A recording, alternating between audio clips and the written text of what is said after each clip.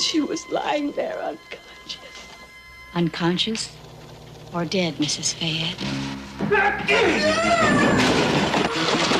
Hold it! Hold it right there.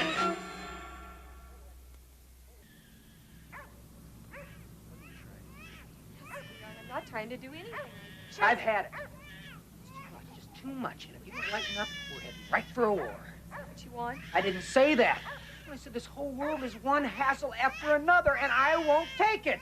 Well, if you'd slow down, you'd see you're doing the whole thing in your head. I don't want to hear that ever again.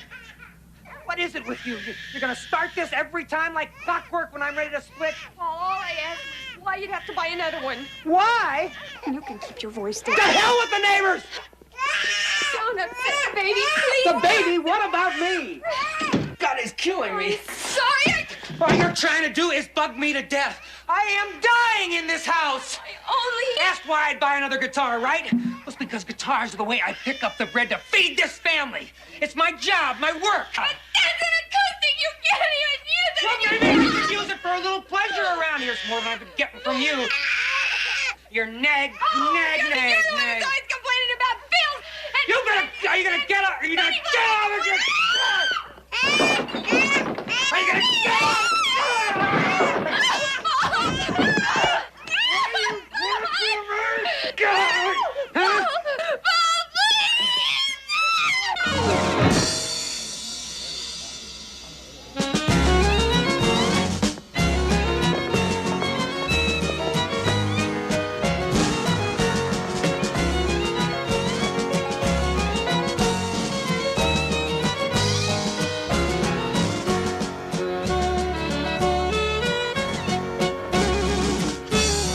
You don't like it?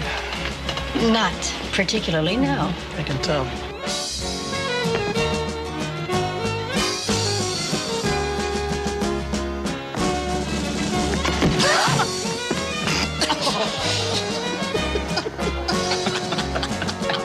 Pepper, this is the commissioner's niece, and these are freebies. It would be nice if you looked like you were enjoying it. I will when she starts smacking him.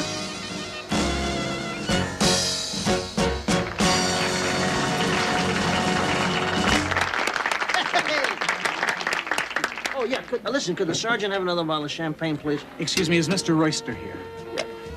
Right over there. That's Mr. Royster. Mr. Royster? Telephone, Mr. Royster.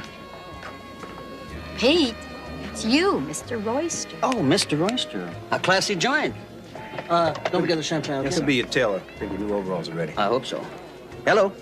Hello there, big boy. I had a little trouble tracking you down, but I made it. It's amazing. This is the mystery lady with the furry voice. Peter, Yes, you certainly did track me down again, didn't you? you don't mind if I call you Peter? Absolutely not. I rather like it. It's a lot nicer than Mr. Royster. So, what's happening, my darling? Peter, I want you to know this. I can't stop thinking about you. I try, but I can't. It's a common ailment. I'll tell you, I have a prescription that I know you could use. But in order to fill it out, I'm going to have somewhere to send it. And also your name. All that is irrelevant. Totally. The thing is, I adore you, Peter. This is absolutely amazing. I don't understand how she understands where I'm at. Do you know that last week she actually had me paged in a health food store? Maybe she's after your macadamias. Don't fight it, lover boy. Obviously, it's bigger than both of you. Listen, did you at least get her name this time? No, all I know is that she said to me that I cannot live without you. Right, Pep? Well, Yeah, I can understand that. I think maybe she just crashed out of a local funny farm.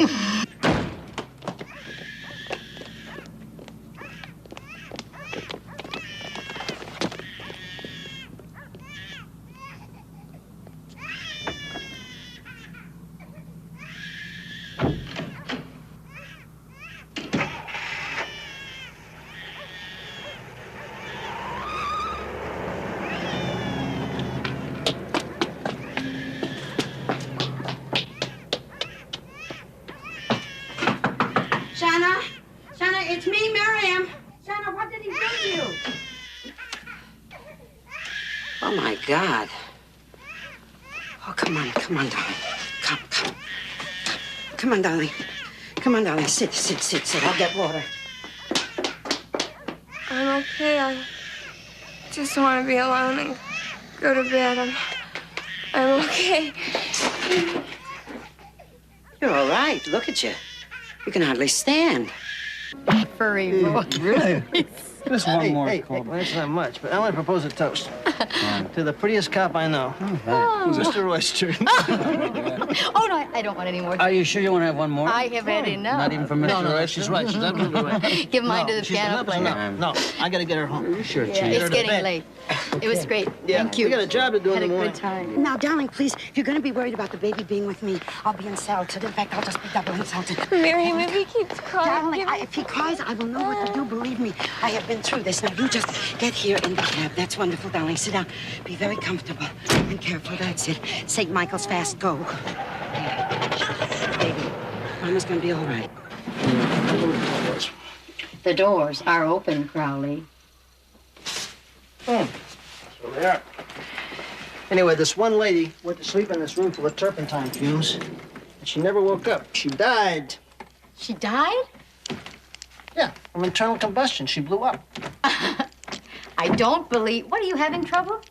Oh, I got a new lock. I'll open it in a minute.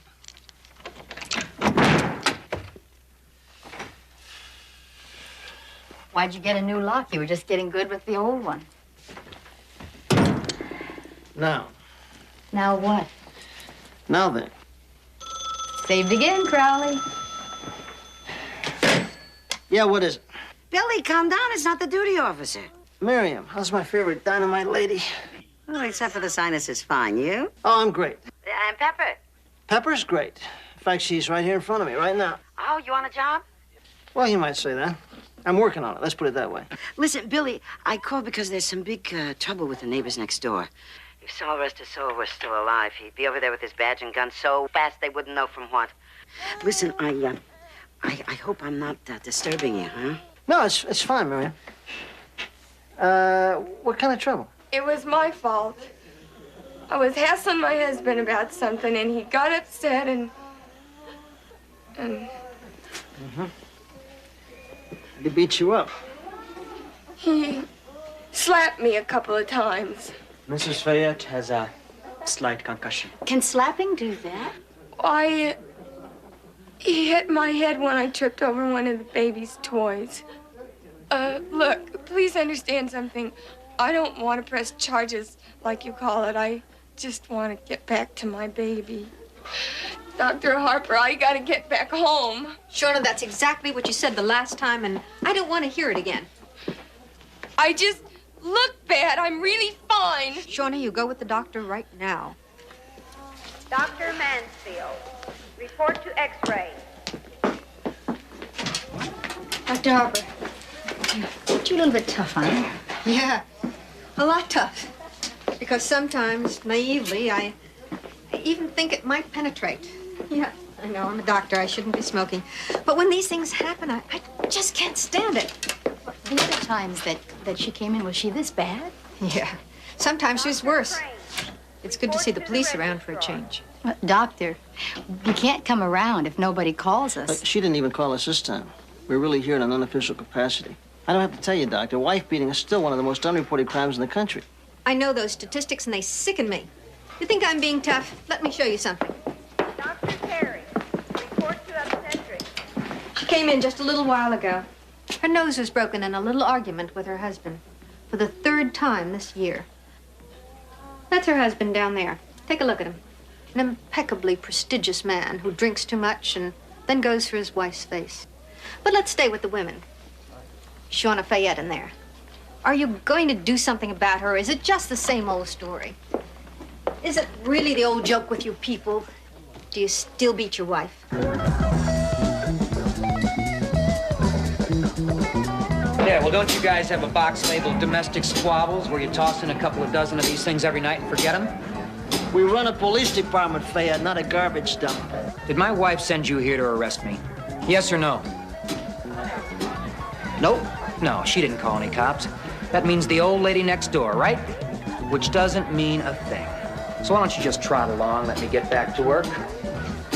Or, maybe you'd like to hang out and I can put in a good word with one of the girls. Let me tell you something, Fed. I'll probably be seeing you again. Because you're the kind of punk who's either been in trouble or you're gonna be. Hi. How are you feeling? Better, thanks. Good. Dr. Eastman? Is that what you wait to ask me, or do I have to tell you again? I waited to see how you were and to drive you home. Oh, I can take a cab. I can get you there faster. Report to the desk. There's a little boy waiting for you to come home and hold him in your arms. I can get you there faster than any cab. Okay, Shauna?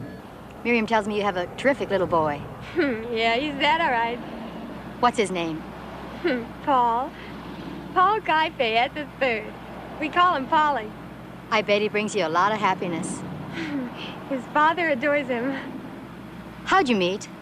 Well, it was a little over 3 years ago when I first came out from Indiana. I got this job as a waitress, and he was playing a gig there. Man, I'm telling you, it was fast. In a few months, we were married. I couldn't hardly believe it. There we were, a 19-year-old farm girl and a confirmed bachelor music band. I can just hear the violins. For a minute, she even smiled. How did your meet go? I went okay if you like creeps. Pep, you know what I'm gonna do?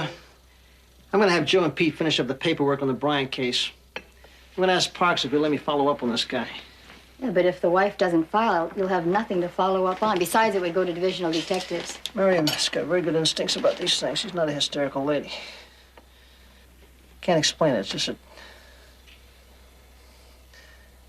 I don't know. Wife beaters just aren't my favorite people.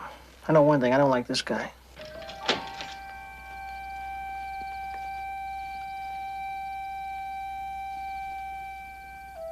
What are you doing? Still up? I couldn't really sleep. I thought you might like some breakfast.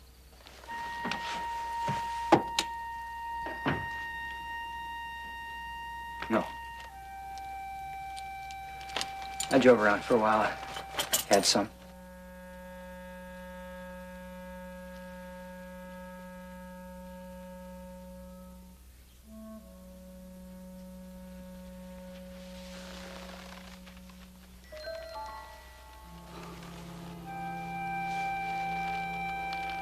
Oh, baby.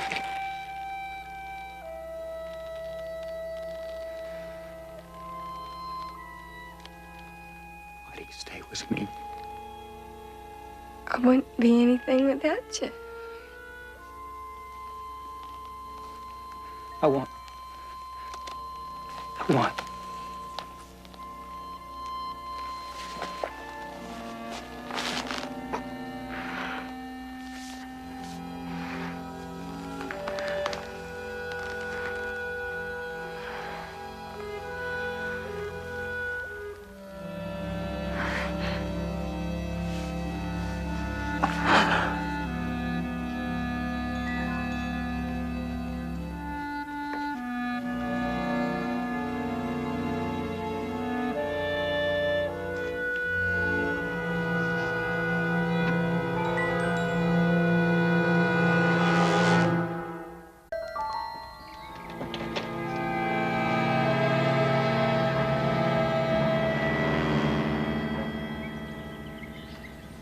So?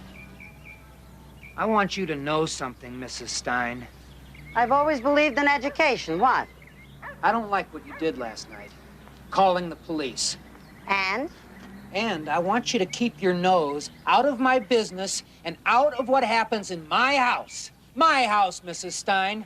That it? That's it. Well, I'm gonna tell you something, you good-for-nothing lowlife. Don't you start with me now or ever, do you hear? And I'll tell you something else. If you start that crazy business one more time, I'll knock you clean off your block. So what did he say? He left. What did he say? Miserable person. Listen, Miriam. You think this guy could be into drugs? Oh, I saw enough in my time when you and Saul were on Adnock. I don't think the guy is on any stuff. But I know for a fact that he doesn't drink. Can't. As Shanna told me. Here you go. Oh, thanks, Don. Hope you don't mind the bag. Tea's tea? Did the girl ever try to leave him? No, she's crazy mad in love with him. Oh, go figure that. But I will tell you this much. His own mother begged her to leave him. When was that? Oh, it was about 4 months ago. She'd come on a visit. Oh, a nice lady. Real nice lady. Emma's her name. What happened, Miriam? Oh, well, one night there was this big fight. Guess who? And the next morning, I'm out in the back hanging up the clothes, you know, and she comes out and gets in the car and starts to say goodbye to Shauna. Then I heard her ask her. No, she begged. She begged her to take the baby and come away with her. But Shauna said no. Yeah. She said something like, a wife's place is with her husband, you know, something like that. Where'd the mother want to take her, do you know? You have any idea? No. No, I asked her once, you know, small talk, where do you live, darling, that kind of thing. But she avoided answering like it was a big mystery. She begged the girl to leave with her. Yeah. Pale as this cup, practically crying. No, I did not receive any message. Thank you very much. What's up? Been here 6 years and nobody knows I'm here. Well, somebody knows you're here. Yeah. This sergeant asked me to drop this off for you. The boy delivered it about 10 minutes ago. Hey, you seem... It's been sniffed and scanned. It's fine. Hey, thank you very much, Mary Lou. Here's Peter. Think of me as you use this. Morning, noon, and night, or whenever. I adore you, Daphne. I believe that's mine. Thank you kindly, Joe. I thought we were partners. Not in everything, my friend. Husky musky. I think I used to use that stuff. Hey, Pete, Joe. Teletype Sacramento. Check out a Paul Fayette. Professional musician. He plays guitar at Pinky Martinez's club, the Concha Verde. Home address, 58 South Spring. That's next door to where Saul Stein used to live. Yep. Is he the creep He's who... the creep. Check it. You got it. When Paul's mother left, she was concerned about you, about the baby. We know that. All right. Emma asked me to come back home with her for a little while, but she didn't beg. She just thought the change might do us all some good. Where's home, Shauna? It was Fresno, but she's moved since then, and we don't have a new address yet. Shauna, could you sit for a minute? Sure.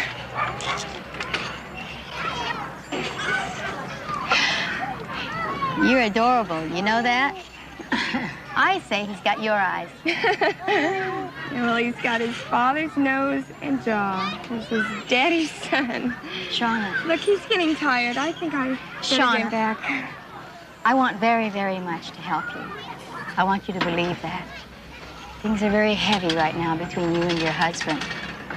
And if they get out of hand, I think you should know that there are places in this city, shelters, with confidential addresses. Nobody would know where you are, and they're there for counseling, they're there for company, and for safety.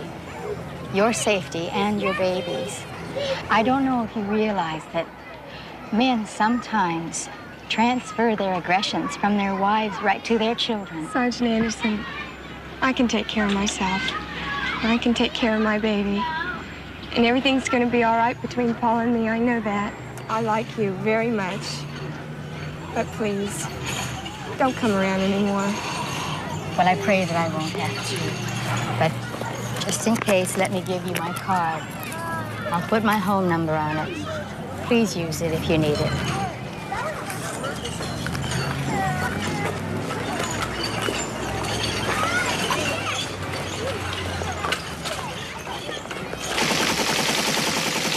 Here it is. Fayette Paul Guy. No police record. Application for a liquor license 6 years ago. Background investigation shows he had a card with the Musicians Union at that time with an address at 201 Rand. Played at a club, the Rondo, for about a year. Lived at the Rand Street address for the same period of time with his wife, Elizabeth Fayette. So there's her confirmed bachelor music man.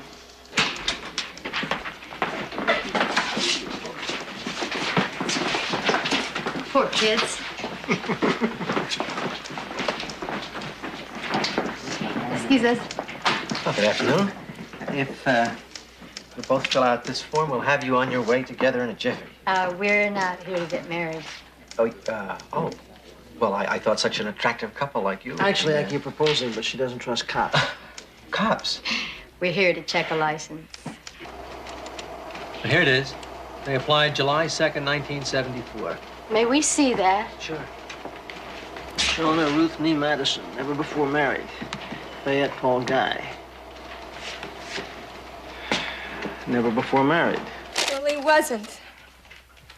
Then who is Elizabeth Fayette? I don't know. Doesn't this computer of yours ever send you the wrong information? Rarely.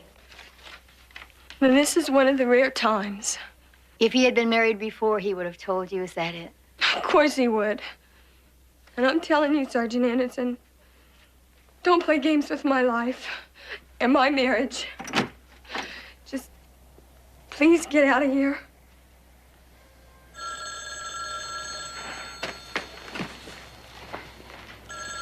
We don't play games. Leave me alone. Please, just leave me alone.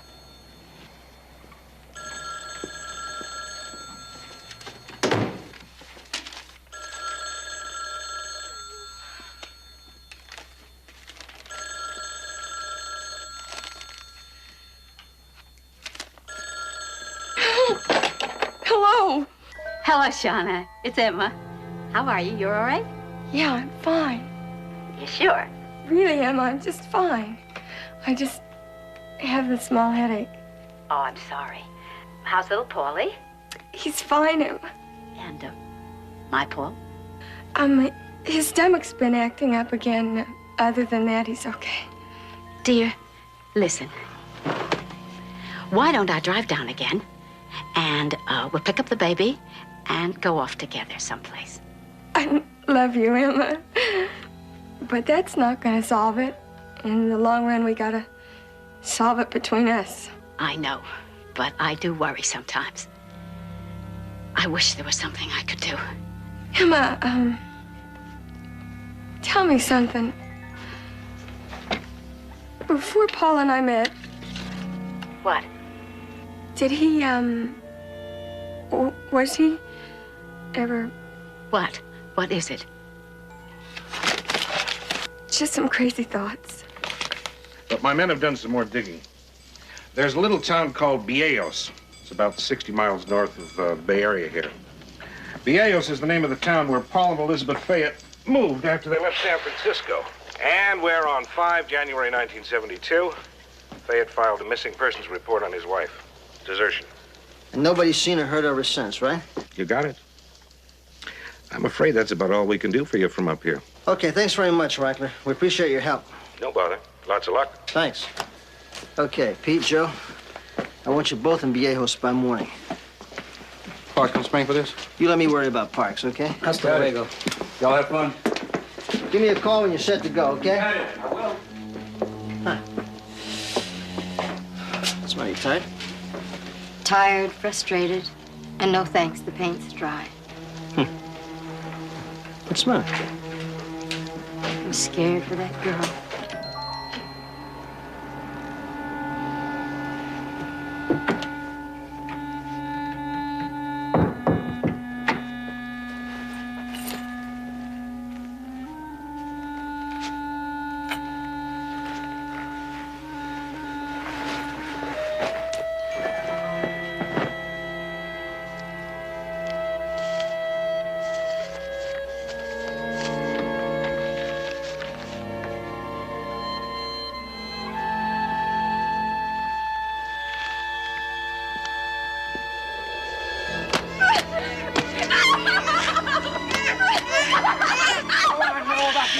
Bills you've been hiding. I haven't been hiding any bills. There's over $200 worth of bills going on. I want to know why. Because that hospital I've been going to costs money. And those pills they've been giving me to keep me sane cost money. And I had to buy Molly a new stroller because you kicked the other one apart. Shut him up. Shut him up. I'm telling you, shut him up. Shut him up.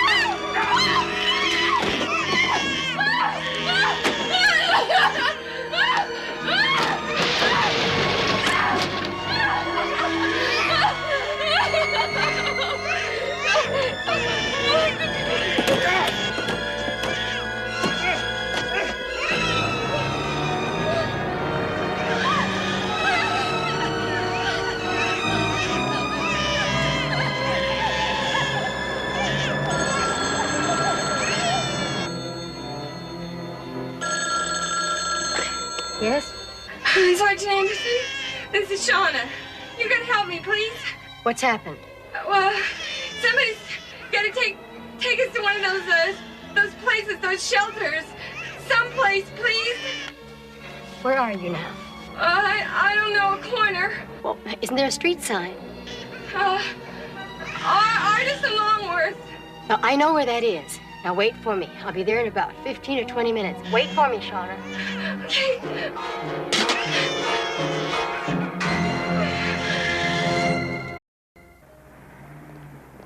Look, I don't mean to be rude, but my husband's on his way home. I've got to get this stew on the Oh, stove. we definitely understand, Mrs. Leonard, for sure. We'll just ask a couple more questions and leave. All right. But I don't know what else I'm going to be able to tell you about her. The local police haven't already. Well, they told us that Elizabeth, her husband, and his mother were living together in a house near here. That one day in 1972, your friend disappeared. A week later, her husband files a missing persons on her. And a few days after that, both he and his mother were gone. Mom, can I stop playing now? May I? No. Mrs. Leonard, do you know if Emma Fayette went with her son or where? Look, I don't know anything about either of them. And I haven't heard from Elizabeth since she left. Before she left, did she try to get in touch with you, say she was going? No. When exactly did you talk with her last or see her? It's about a week before. At the hospital one morning. Cheney Medical. It's about 20 miles from here. Her husband had beaten her the night before. Did she tell you this? She reported it as an accident, but she told me. She called, asked me to come pick her up. I did. Oh, she wasn't in top physical condition. She had a concussion or a fracture. I don't remember which. Is that the same thing? No. Oh, where did you drive her? She wanted to go back home, so that's where I drove her. You know, I asked her, Liz, why do you keep asking for that kind of punishment from that maniac? I mean, you're liable to end up dead one of these days. Do you realize that? What'd she say to that? What would anybody say? If you can't make it work with the guy you're in love with, how are you going to make it work with the rest of the world? Mom, I did it 100 times. Make it 150 and get it done before Daddy gets home so he doesn't have to listen to that. 150? Van Cliburn she'll never be. Getting back to this disappearance, Mrs. Leonard, do you think that could be possible? What? Isn't it possible, Mrs. Leonard, that Elizabeth Fayette is dead? Now, look.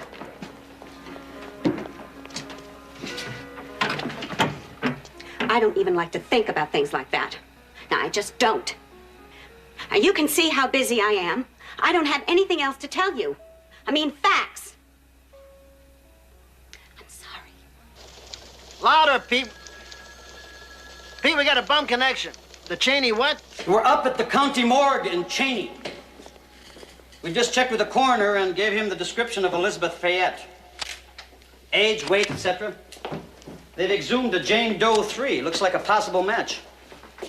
Found her skeleton about a week ago, 150 miles west of here by some hikers. And she was never identified. You know what I mean? Yeah, anything else? Yeah. Joe went to the hospital to pick up the x-ray on the possible skull fractures that the Fayette lady received about a week before she disappeared. Now, the records on the Jane Doe 3 lady show that she had 2 fractures, one more severe than the other, both which might have been caused by the fall in that ravine or might have been inflicted. Yeah, one of them might be a week older than the other one. Right. So we'll just have to wait and see. Yeah, well, wait it out and see fast, Pete, and then get your butt back down here. Some woman named Daphne phoned in, no last name. Said she wants you to meet her Saturday night at the Holly Hotel, room 309, 10 o'clock. Is that famous Madam X of yours? Ms. X. Times are changing, Mr. Crowley. How about Pepper? Did she come up with anything? I don't know yet. She's out tossing her weight around.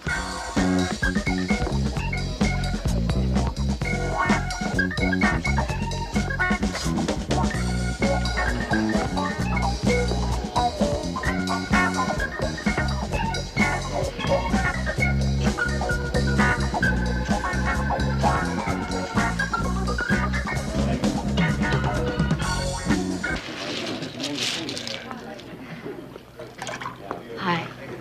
Hi. Since you're a ginger ale freak, too, mind if I join you? Come on in. How do you know I haven't slipped any absinthe in here? Absinthe? That's, What makes the heart grow fonder? Oh, that's bad. Real bad. Gorgeous guitar. That's beautiful. Thanks. My name's Paul. What's yours? Mickey. You like it here? Oh, So far, so fair. But I'm always jittery on first night, so it'll be okay. You're doing great. See, you're married, and you have a wife who checks in about this time every night to see if you're with the blonde. Well, I'm married, but she's off on a vacation with our kid. Doing something fascinating like visiting your folks or her folks. No, she's in San Diego with friends. You're not from San Diego. No? I'd say more like San Francisco. You're pretty good. I take after my mother. Do you know what my dad used to do? He used to bring home a whole bunch of guys and say, okay, guys, talk. And Emma would figure out where they were from practically every time. Now, that's funny. No, she really could. No, I'm serious. no, Emma. That's my mother. Yours, too? Yeah, it's my mother's name. We ginger ale, Emma, we got a lot in common. Kind of makes us compatible or something. Yeah. Now, if you tell me she lives in Minneapolis like my mother now, I'm going to freak out. No, not Minneapolis. Where? Oh, far north. God's country. Time. Well.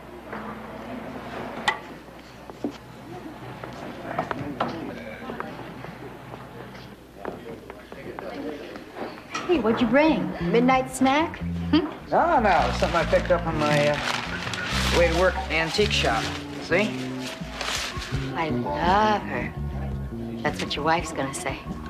It's from my Emma. See, when I was a kid, she had one exactly like this. And one day my father broke it, smashed her head. Accidentally. But Mom started crying, and I promised her I'd get her another one someday. You can try to take it up to her? I can't get away. I'll mail it if I can find a way to keep her from getting broken again. You'll find a way. She'll try. Elizabeth Fayette. 1 skull fracture.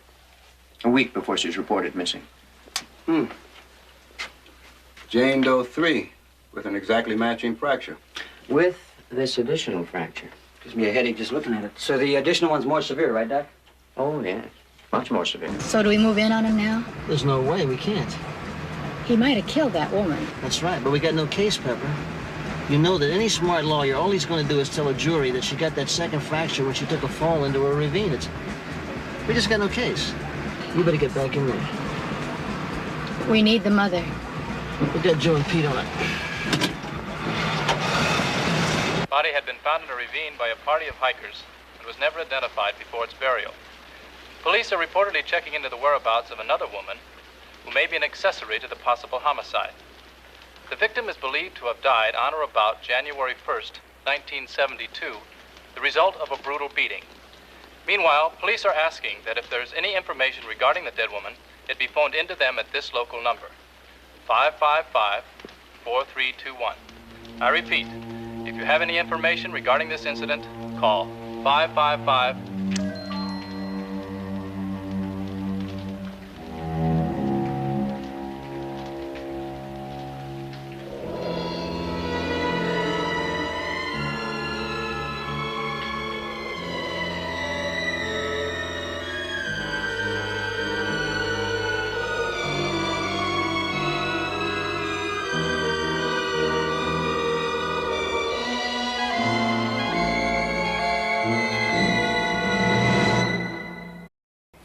Dad?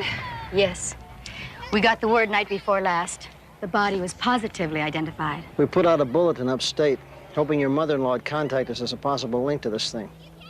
She hasn't yet. Sergeant Crowley. She's his mother. Yeah, I know that. Shauna. I mean, you can't really expect a woman to turn in her own son. Shauna, we're talking about another woman here. I'm talking about his first wife, whose dead body was dumped in a ravine 4 years ago. You know where Emma Fayette can be located. You've got to tell us. We need your help. I don't know where she is. Shauna. Please believe that. He told me once that he didn't want me to have her phone number, and he must have told her the same thing because she never gave it to me. Well, did you ever ask her for it? Yes, once, when she phoned, and she just changed the subject. I don't know where she is.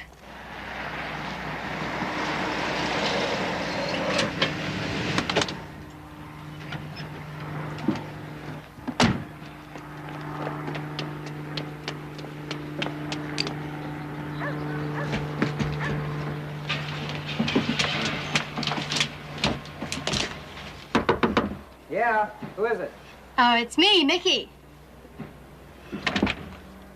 Hi. Hi. Correction. I came to say goodbye. Goodbye. You just got here. Come on in. Let me get us something to drink. Terrific. Thanks. So you're, splitting? Yeah, me and my twinkle toes. Let's face it, that club is the pits, especially financially. I can make nearly that much at unemployment without having to bust my fanny. And I got an offer for a better job, so I'm off. Off where? Portland. You ever been there? Yeah, a couple of times. City of Roses. City of a new disco. A friend of mine just opened one. He wants me to manage it for him. It's a good deal. Well, it's worth a try at least. Before I go, I wanted to tell you that you are the only decent person I met at Pinky's place. So, here. I brought you a present for your kid. I forget whether you said it was a boy or a girl. Boy. Well, it's a teddy bear. It's nothing original, but He'll dig it. You know something, Mickey? I'm gonna miss you. That's nice to hear. You are a decent guy. Thank you. How about that ginger ale before you take off? One for old time's sake. Perfect.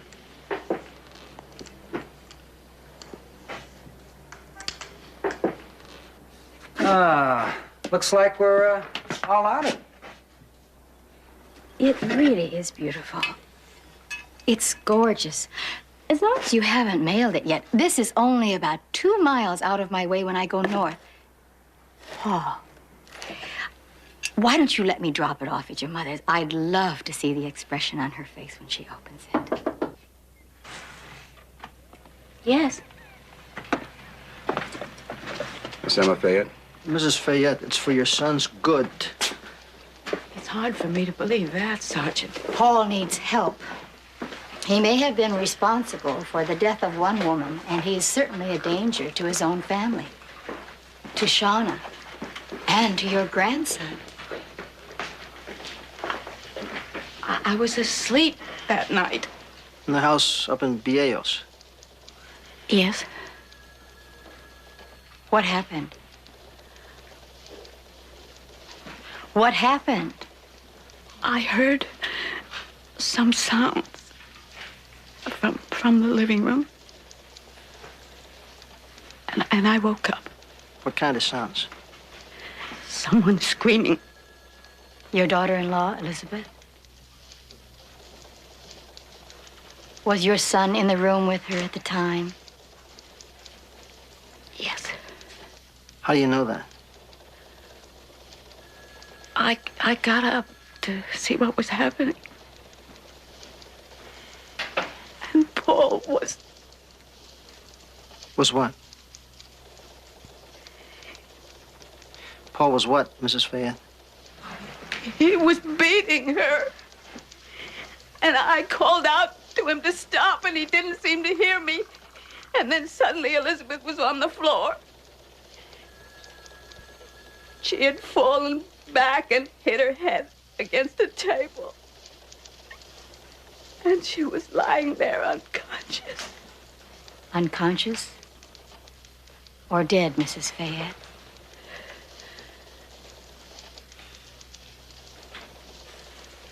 She was dead.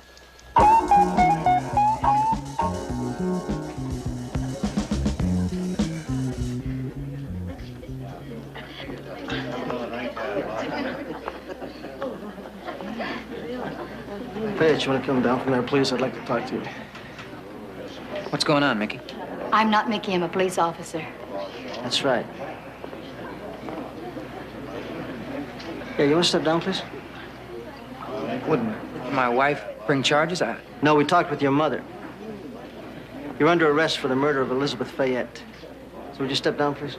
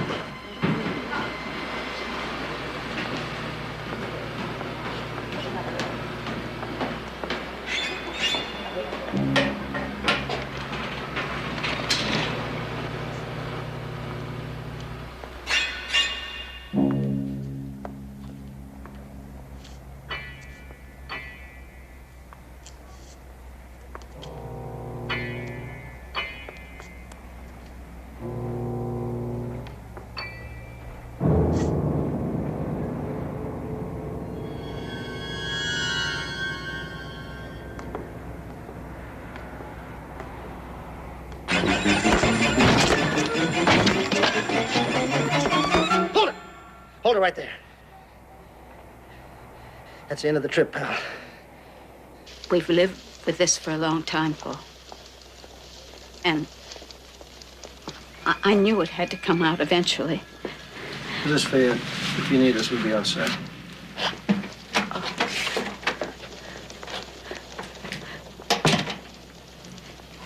This is a nightmare. Just like all the other nightmares. Like when your father used to beat me, and you used to be standing there watching sometimes. You do remember. And I would think to myself, well, at least this would teach my little boy never to do things like that to anyone he loves. But I never talked to you about it. And maybe I should have. I was so ashamed. I wanted to keep what was happening from anyone finding out. And I did a bad thing to you. I'm so sorry.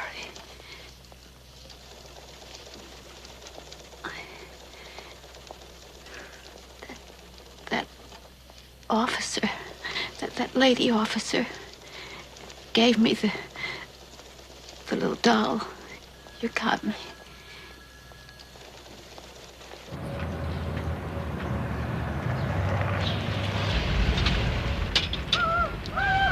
Hello! Hello, hello! Hello, my darlings. Hello, hello, hello. Oh, look at him. Look at him. Look how big he's gotten. In a week, right? Yeah, you can go in a week. Oh, and Shauna, it's so good to see you, darling. It's good. All right, now listen. Come on, everybody, let's go inside now, huh? And then, Billy, then you'll come over to my house and you'll bring over the sandwiches I made, huh?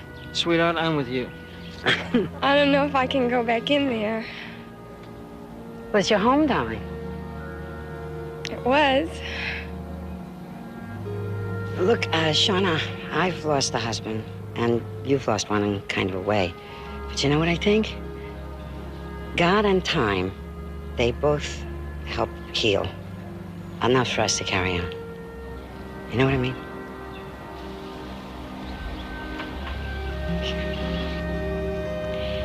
Would you like us to come in for just a little while? Bill makes us a great pot of coffee. Would you like that? No, I think I have to go in by myself and be alone with my son. Well, you've got Miriam, and you've got Bill and me, so if you ever need us to help you over the rough spots, you call us, okay? Okay. Thanks.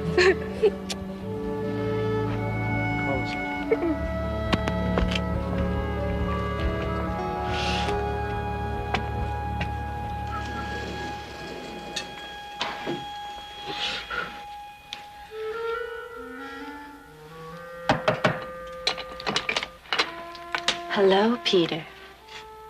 Mary Lou? I happen to have a middle name. Daphne. I've been waiting a very long time for this. You have? We certainly have a remarkable way of getting dates. You don't think I got too much of this, husky-musky on it? You smell divine. I can smell it in here. What happened here? When I make commander or something? Peter, don't you remember the date? What? 7 fun-filled years with CCU. Huh? Maybe you'd rather forget it. Congratulations. Thank you, Pepper. And you. Peter, I can't live without you, no matter Don't talk, you fool. Come here. I'll take what's left.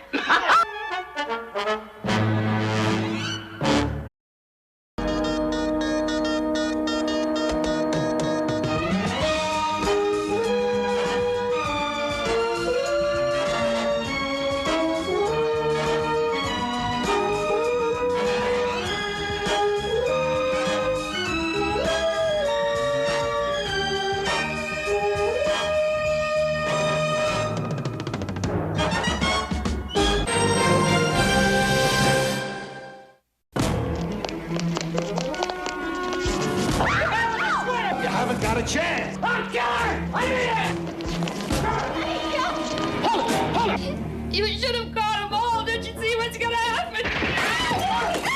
What kind of person is she? Oh, she's very nice, very warm, very worried. Is she honest? You dirty, rotten lies. Hey, so? What the man's saying is, you're busted, pal.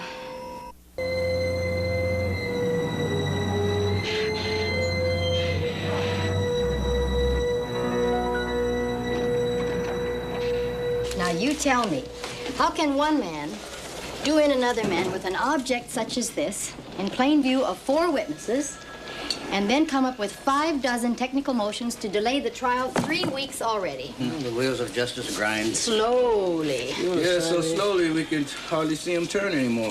I think maybe Pepper has something going with that hotshot prosecutor down there.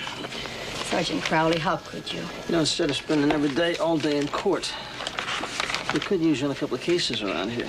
So would you ask that guy to get a move on? I mean, maybe you could set a firecracker under his tail or something. I could use this. Well, you could try. Certainly move me. Thanks, Joe. Criminal conspiracy styles. Listen very carefully, please. Sometime this morning, there's going to be a robbery at the Ashford building. Hello? Kathleen? Everything all right? Oh, yeah. Hello? What was that all about? Oh, a female voice said there was going to be a robbery at the Ashford building this morning. The Ashford building? Yeah. Joe, that's 18 stories. Couldn't you narrow it down a little bit? A lady hung up in the middle of a story. It's like something made her change her mind. It could be a prank. I don't know. Maybe I'd better give security a call. Yeah, go ahead. I also ask them to pull a list of their tenants. Yeah, operator? How many good robbery targets would there be in that building? No building that size. Business hours population around 4,000. Captain DiMaggio. Police? Yes, sir. A robbery. When? It's just a precaution. Should be more than 5 minutes before we're there. All right, we can do that. Okay. I think I just shook up a couple of security guards. Well, that may be a crank call, but we can't afford to ignore it.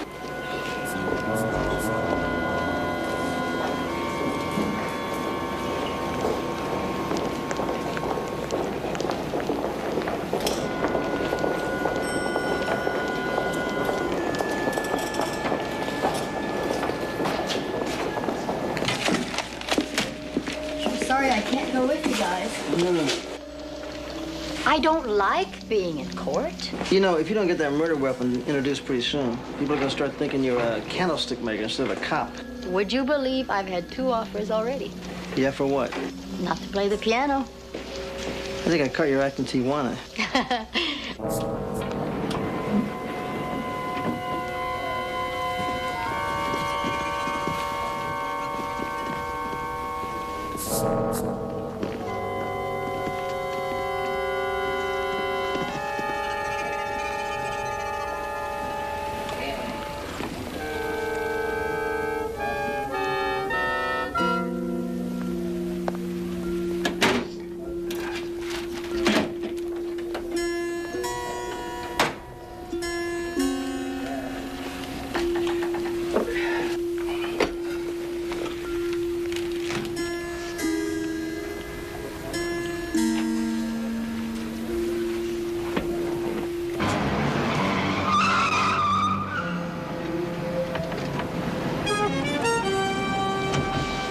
What's that old expression about looking for a needle in a haystack?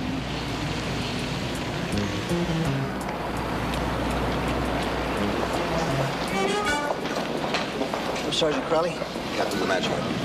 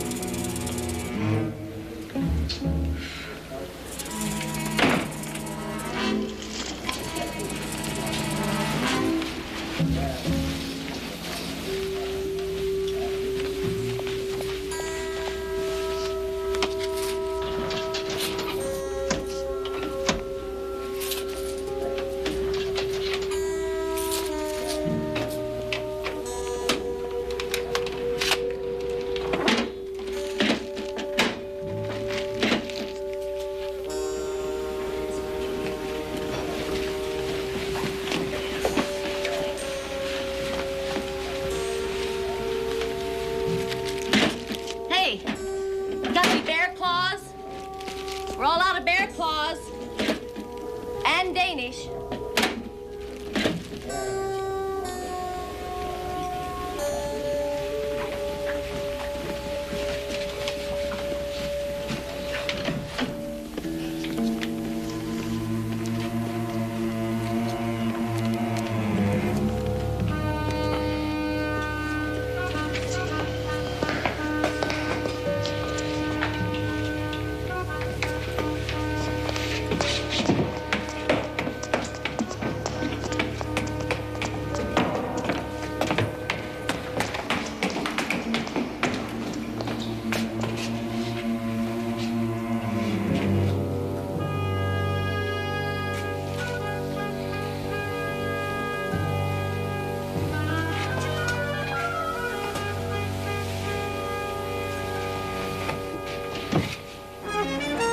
Companies, savings and loans, coin exchange, gold and silver exchange, antiques, securities. Well, take your pick, huh? How can we help, Sergeant? Well, for openers, in case a robbery does go down, you should have a game plan. You got a blueprint of this building? Yes, sir. We keep this here in case of fire.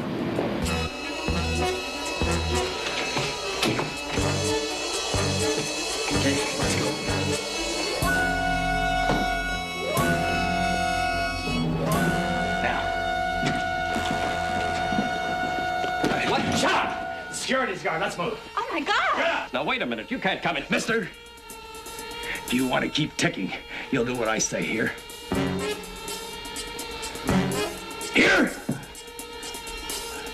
This way. Come on, you too.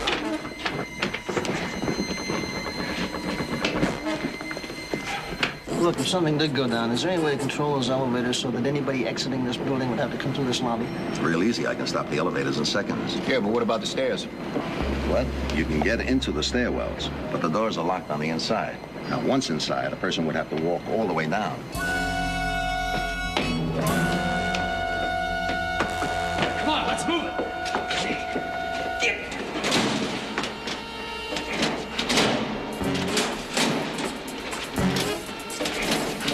Hurry up.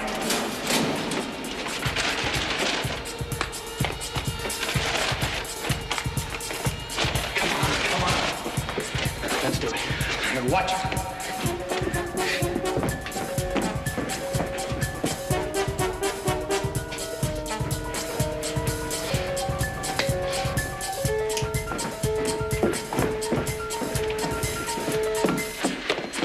The telephone's cut. You want to call the cops, you'll have to go outside. You do that before 10 minutes go by. The man I got outside will blow you in half. Any question about that? Okay. Now you're acting real smart. Stay that way. Remember, 10 minutes. Oh, my God! Mr. Saunders, they forgot the radio. Hello? Hello. This is the Securities Exchange in 1704. We have just been robbed.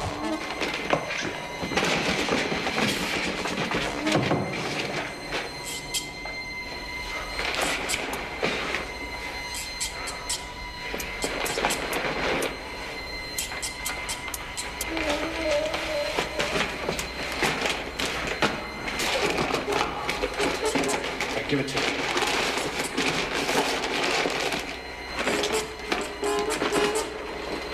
And the second one, the one who had the securities, was wearing khaki pants and one of those bulky knit sweaters. You know, the kind that button down the front? What color was that sweater? Off-white. No, wait a minute. It was sort of a pale yellow. Stand by. Okay, we got a plan. Let's put it to work. You and Joe cover the elevators. Mr. Saunders, you want to go over those descriptions again for me, please?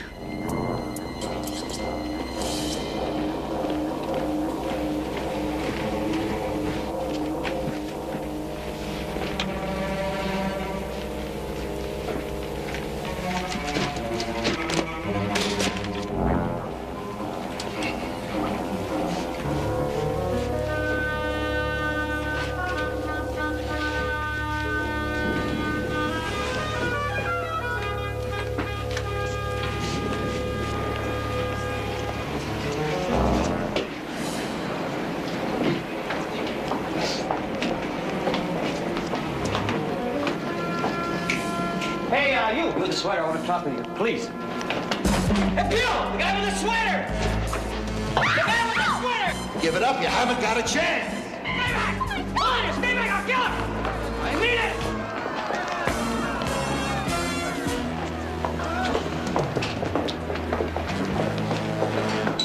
Stay back! Back on, I mean it! Get back! I'm killing him! Kill him! I'm killing him!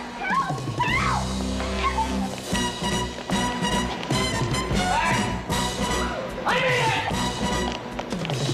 All right, hold it!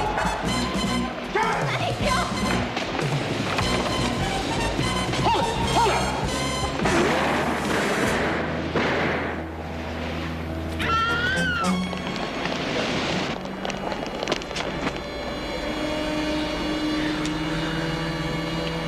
Okay, Pete, take care of the girl, will you? Joe, seal off the building. Nobody gets out till they're personally eyeballed by one of us.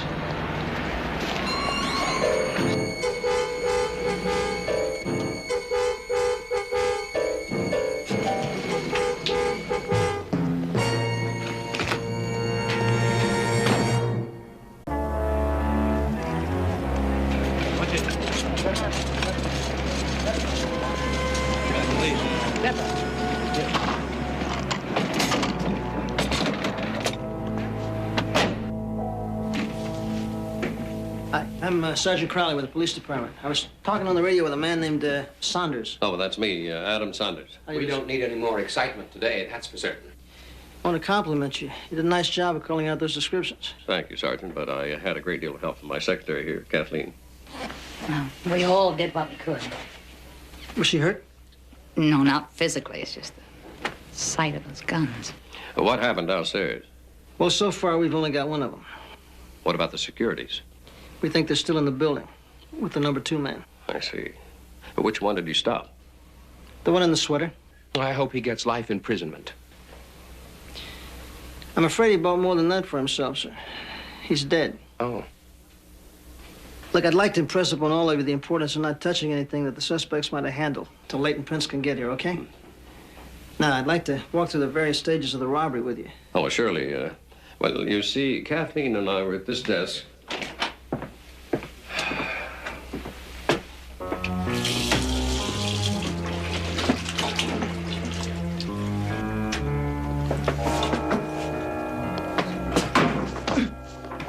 Has anybody touched these files since the robbery? Oh, not that I know of, Sergeant.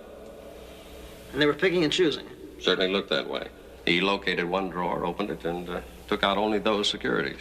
Buckley Industries. He took 500 securities valued at $1,000 each. Were they registered? No. Just as good as cash.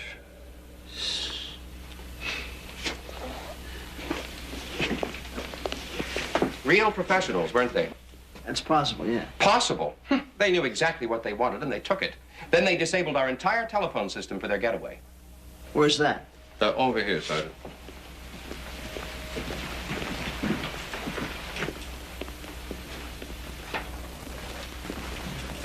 Here it is.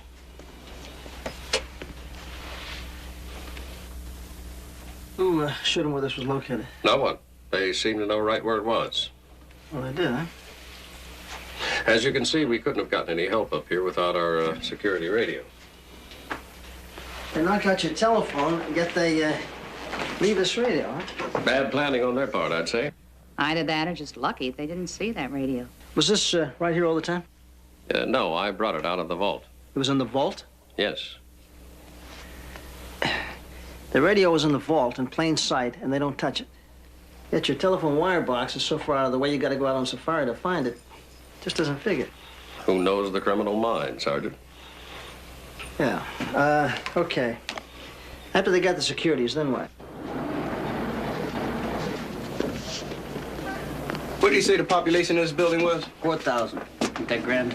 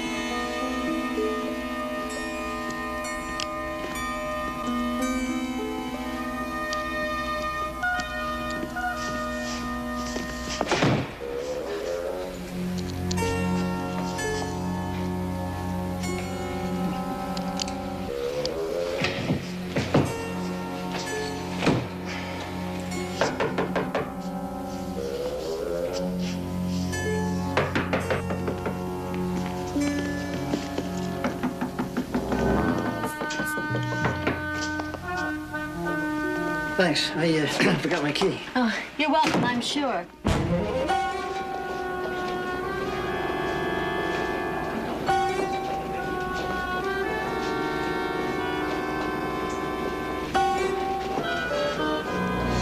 I want somebody to get over to the coroner's office. Get everything out of his pockets. Yeah.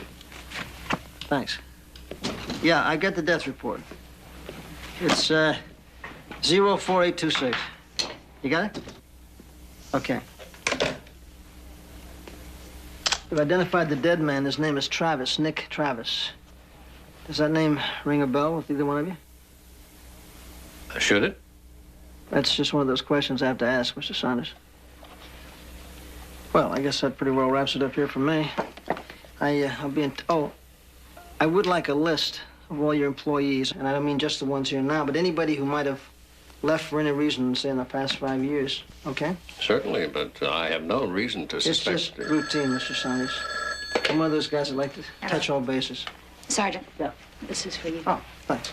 Yeah, probably. Bad news, Bill. Number 2 made it out here playing like an attorney by the name of Jones.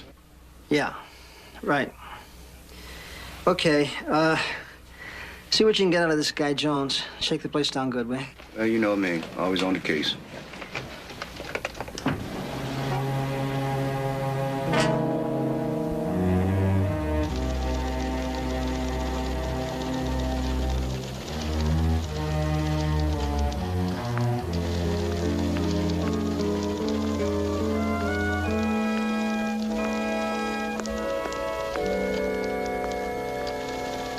This a new game in town? You haven't got that thing introduced into evidence yet? Nope, not yet. Comes in handy, though, walking in the dark from the courthouse to here. That the Ashford robbery thing? You got it. Dick Tracy's been in heavy meditation here for about 2 hours now. They're not paying attention to the fact that it's 3 hours past the time my lovely wife puts dinner on the table for us. Well, you know, I also have a lovely lady that would appreciate me being there before dessert. So why don't you two guys split? We'll get back to this tomorrow. We're on overtime now anyway. Thank you, Bill. Thank you, William. Good night. Anything I can do, just give a call. Night, Pete. It's really got you going in circles, huh? I don't know. There's just so much here that doesn't fit. Something's missing. I don't mean the $500,000 in securities in the suspect either. Mm-hmm. Bill? Uh-huh. Don't stay up too late, huh? You going? Yeah, I'm really bushed. Being in court does that to me. Okay, I'll see you tomorrow. Maybe we could melt this down and take a vacation on the silver. Yeah, maybe so. Tally-ho. Yeah, see you tomorrow.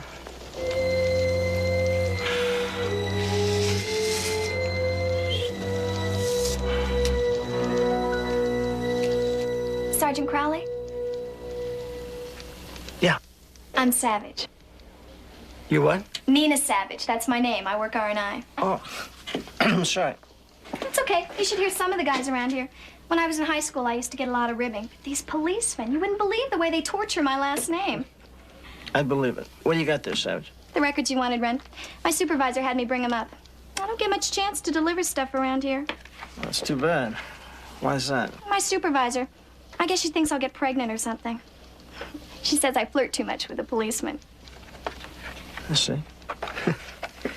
Well, thanks very much. Sergeant, you married? Ecstatically.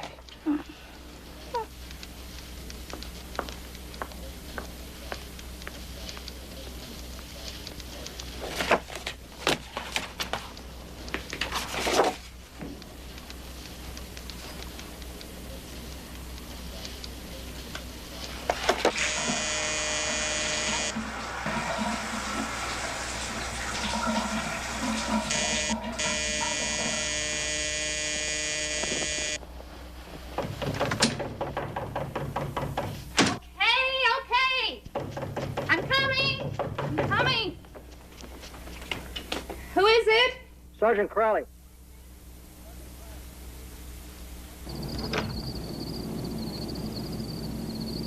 May I come in?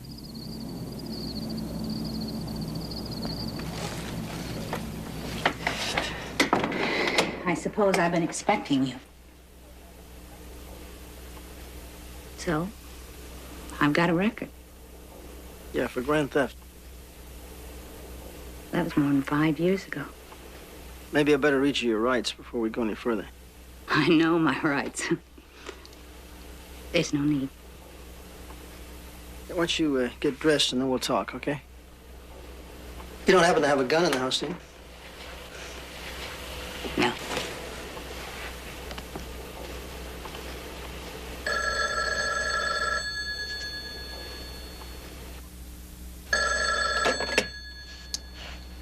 Hello? What? You stop that. Stop that! You should have caught them all. Don't you see what's gonna happen?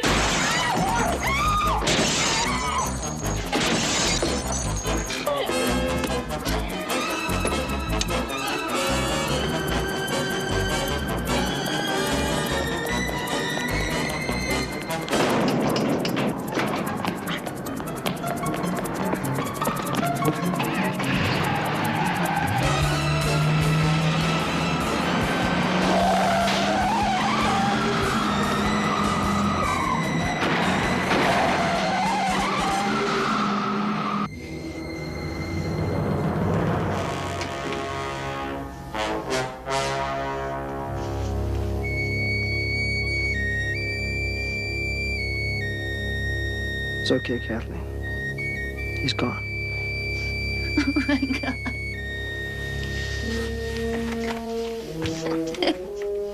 Help me. Please help me.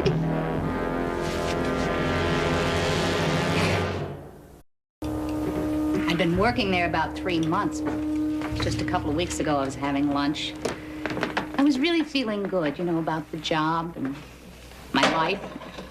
I looked up, he's just hanging over me like a leech. That would have been this guy, right? Spiker. Yeah. Yeah, and the other one, Travis, he was outside the restaurant. Would you like some coffee? Thank you. Go on.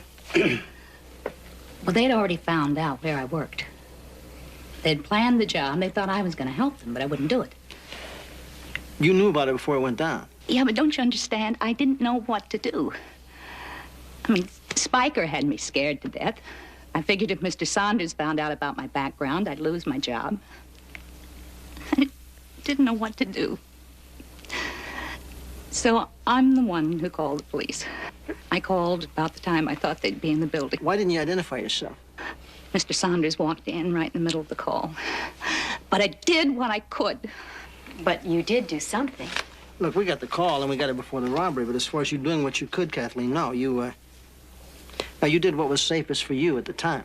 Well, what do you want from me? It's just that I think you could have done more. I think you should have done more. I think she knows that now, too, Bill. Thank you. No, don't thank me. You thank him. He's the one who brought you here to help you. Yeah, well, I'm gonna nail this guy. I better get it in gear. Pepper, you dropped Kathleen off at the office in the morning, right? Mm-hmm. Bright and early, before court. Okay. Good. Sergeant Crowley. Yeah. Thank you for understanding. You're welcome. See you tomorrow. Have fun in court. Good night. Is the coffee all right? Or would you like a stiff drink? After this day, what do you think? Come on. Got to the Ashford building this morning when it opened. Show these around. Yeah? So what'd you come up with? I came up dry. It's the personality here scored in the coffee shop. Yeah. I'll probably make Commander for this. Good morning. Good Commander. Good morning. Morning. Pete and Joe were at the Ashford building earlier this morning when they opened up showing his mug shots around. What do you got, Pete? Well, both of them spent at least 20 minutes at separate tables drinking coffee yesterday before the robbery. I have 2 eyewitnesses. So that leaves them on the 16th floor coffee shop. 20 minutes, 1 floor down, drinking coffee. Why would they do that? Kathleen, you got an idea why they do that? Kill time, I guess. Yeah, but I mean, why? I mean, for what purpose? Listen, you all keep at it. I don't want to be late for you nowhere. And ciao. Yeah, see you. I feel so wanted. See you all later. Bye-bye. Thank you. So, what's next on the agenda? Surveillance, Pete. Put a team on Spiker's known hangouts, associates, you know, the works. Yes? No, I want you to relieve Grant and Myers. I got them staked out at the address from this rent receipt we found in Travis's. No, that's good. That'll give us a chance to catch up on a little boredom. Well, don't knock it away. Don't pay. What about me? You know, I have to go to work, too. I'm not sure you'd be safe. He won't go back to the Ashford building, not with all that security.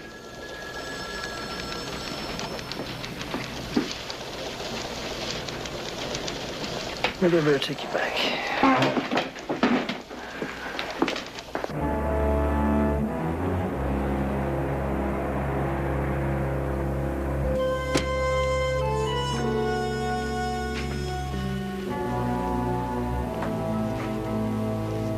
All clear? Just making sure. Thank you for not telling the boss about... Let me tell you something. It's nobody's business about your record. And it's certainly not my business to broadcast it. You're a very nice man. I'm terrific. Well, anyway, thank you. For what? For caring. Oh. Saunders. Sergeant Crowley, anything new? As a matter of fact, there is. We have a suspect to look for. That's progress. I spent the day yesterday explaining to my board about that $500,000 loss. This will at least take the edge off for today. I tell you, if we have any luck at all, we should have something for you in a few days. I certainly hope so. Well, I gotta get back to it. See you. See you. Thanks for the lift, Sergeant. Anytime. He was serious. There are some good prospects. He is an incredible detective. Somehow he's already gotten a line on the other man. All he's got to do is track him down. Good. Excellent. I saw the way you were looking at the good sergeant. Would there be an attraction there? Oh, I'm attracted to a lot of things, especially executive types. Listen, I have a meeting with the old man now, but perhaps we could have lunch a little later. Sure.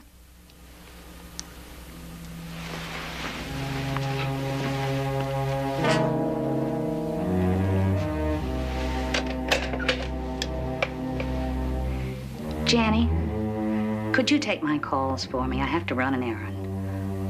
Thank you.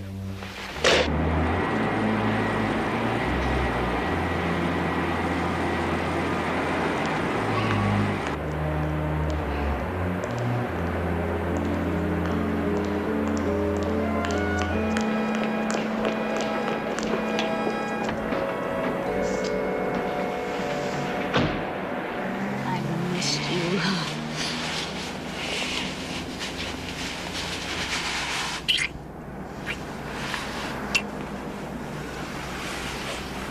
You came a little too close with those bullets last night. I wouldn't hurt you for anything in the world. I love you, Kathleen. I saw some cops at the apartment not more than 15 minutes ago.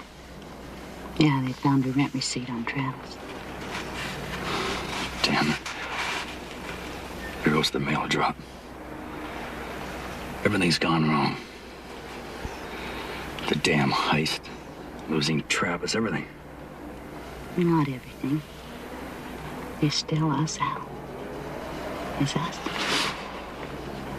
And I love you. I just love you. And I've got another idea for us. But first, just hold me. Just keep on holding me.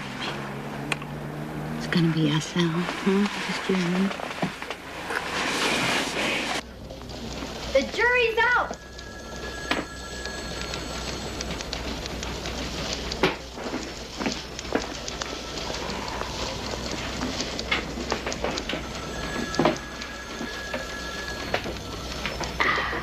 Magic fingers. You sure know how to make a guy feel good. How come you only say sweet somethings when you're getting your back rubbed? It's not true. I say sweet somethings to you all. Mostly when you're getting a back rub. Well, I've had this strange affinity for this kind of a back rub ever since I worked Vice. No, don't stop. Hit me again, but don't stop. This case really has you tense. All full of knots back there. So many whys, Pepper. Why? Why? Why did they use the staircase? Why did they knock out the telephone and not the radio? Why did they drink coffee for 20 minutes? Why did they take only a selected series of securities? Why? Sometimes criminals don't have explanations for what they do. Push aside some of the whys. Concentrate on something else. Last night you spent with Kathleen. Mm-hmm. Right. What about her? I mean, what's she, what kind of a person is she? Well, she's very nice, very warm, very worried. Mm-hmm. Is she honest? I don't know. I'd like to say yes. But you have too many whys. I'll tell you something. I'd like to trust her, too, but somehow I can't. Criminal conspiracy, Crowley. Yeah. About what? Okay, I'll be there right after lunch. Thanks. That was Adam Saunders. He wants to see me. He seems to have some concerns about our girl, too.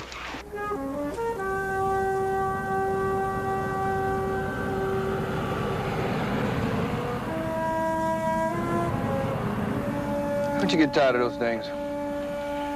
Beats the hell out of thinking. Besides, where am I going to get my protein? You get protein from fish.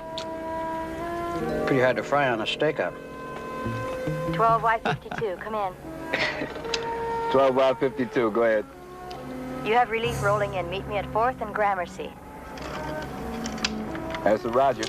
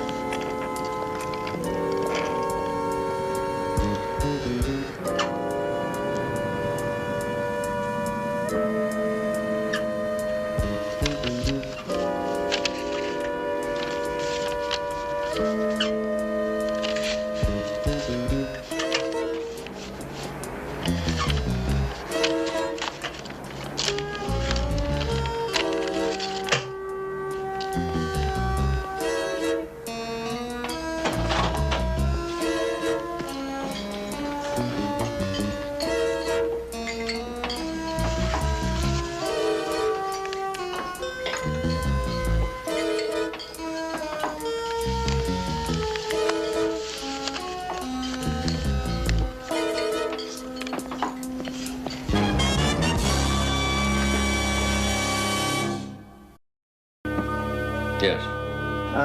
Okay.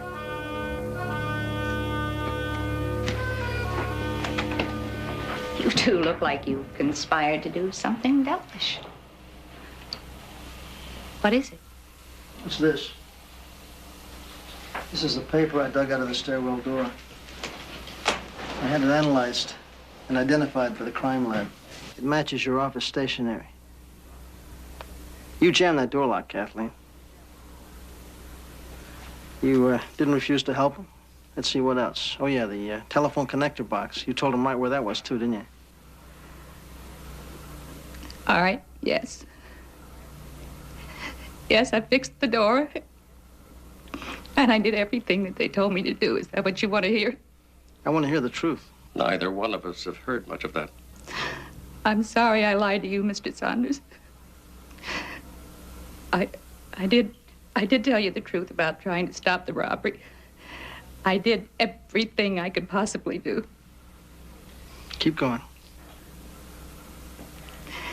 They made me fix the door. And then they wanted to know the layout of the office. They wanted to know where the wire box was for the phone. I told them that. I did it because I wanted to keep my job. Spiker threatened to tell Mr. Saunders about my background. You should have told us in the beginning, Kathleen. Oh, really? then I would have had no job, nothing. Sergeant, really, I wasn't a part of it. I mean, I didn't tell him about the radio because I knew there'd be one more way to stop him. What do you mean, one more way? I telephoned you before the robbery. Don't you remember? I warned you. I mean, I was afraid. It wasn't just because of my job. I mean, those bullets last night, they were very real. You should have been totally honest from the start, Kathleen. I'm sorry.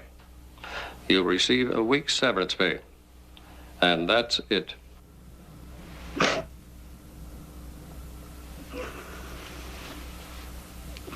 What am I going to do? You can cooperate with us fully, Kathleen. Am I going to go to jail? It's up to the DA. With the threats and your fear of Spiker, I don't know. No, I think in the long run you won't go to jail, but that's a decision you can help along. How? By helping me.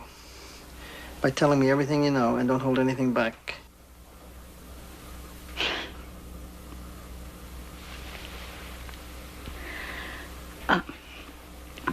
Spiker said that they get the securities out of the building through the mail. The mail? The mail cart? That's what they were doing one floor down at the coffee shop. And then that package that they were in, that was deliberately short on postage, so they would go to the post office then and pick that up. And then what? Spiker said they would pick up the mail, and then they would go to the warehouse and wait for the Ming to leave. What's the Ming? It's a freighter. Thing is going to Hong Kong. I'll check. There it is. Dijon, Ming, Dr. Pier 40. It was at 6:30. That gives me half an hour. Look, let me go with you. Spiker will be in a disguise, but I can spot him. Please. Call my office. Tell them where I've gone and tell them to meet me at Pier 40. Right away. Let's go.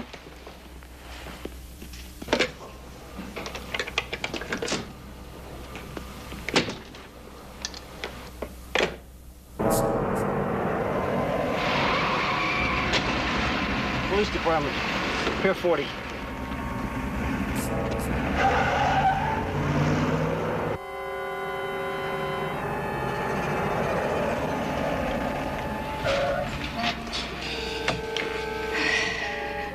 Scared. You just stay put. Bill, I'm sorry. I guess I just wasn't strong enough to stand on my own 2 feet from the beginning. Look, everybody needs a little help now and then.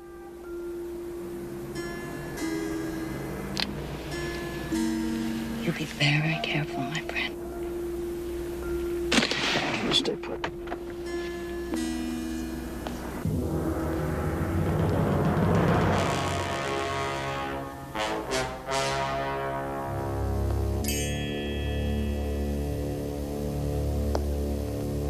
Spiker?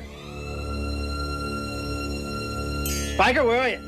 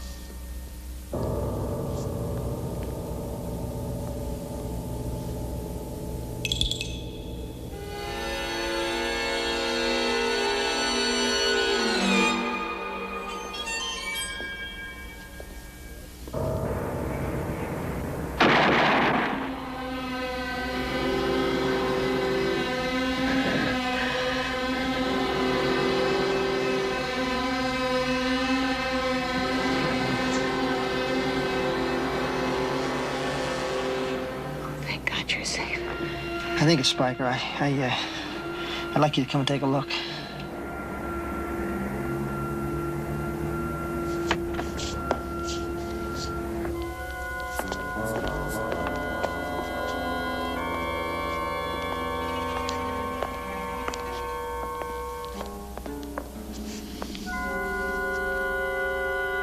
That's him. He tried to kill you, didn't he? I found the package he mailed. All the stolen securities. You did just fine, Sergeant Crowley.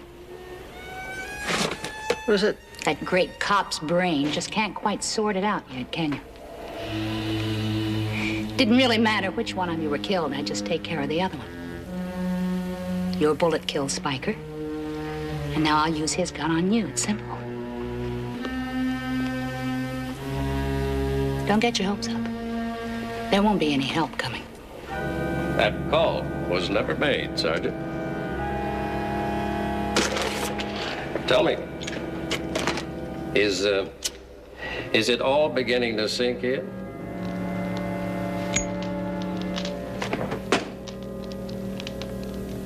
Now it's beginning to sink in, sure. Let me guess. The real securities were gone. They were stolen before the robbery ever took place, right? That's very good. You're just a little late figuring it out. So you got Travis and Spiker to stage what they thought was a real robbery. And then you set them up to get caught in the building, only that didn't work because Spiker got out. And there would have been real trouble if he'd found out that... Well, if he tried to spend any of those phony securities there, huh? Well, we don't have that problem anymore. I mean, with the crook and the cop who caught them both dead. And you're both free to spend the $500,000? It was nice knowing you, Sergeant. Just for curiosity, I mean, what'd you do with the real securities? Hidden in a safe in my home. Clever? That's great. That's where I'll pick them up when I put together a search warrant. Because you're both under arrest. Why, I got the bullets here in my pocket. Is that right, Spiker? You dirty, rotten lies. Hold it. Hey, it's over. Take it easy. What the man's saying is you're busted, pal. Right, Crowley? That's right, Anderson. Congratulations, Sergeant. Now I'll read you those rights. What locked it up for you, Bill? What locked it up for me? Oh, I think logic, deduction, a certain Oriental inscrutability that I picked up watching a lot of Charlie Chan movies on The Late Show. Not to mention a modicum of my own personal genius. Aside from your brilliance, what really did it? It was simple. Once that kid led us to Spiker, and we all discovered that those securities were phonies, Spiker came apart at the seams. I mean, he just couldn't wait to roll over and play dead. Charlie Chan would be proud of you. Hi, fellas. Kitty. Hey. So, I guess booked and packed up for the duration. What about the bail? Well, the commissioner thought that it should at least equal the securities theft. $500,000. Terrific. Yeah, well, we thought you might like that. You know what else would be terrific? I do. Listen, why don't you guys take off for the night? Good idea, Bill. Why, thank you, William. Come on, Johnny. You and me again, Joe. Night, fellas.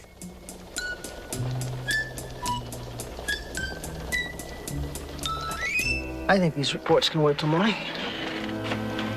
But can you?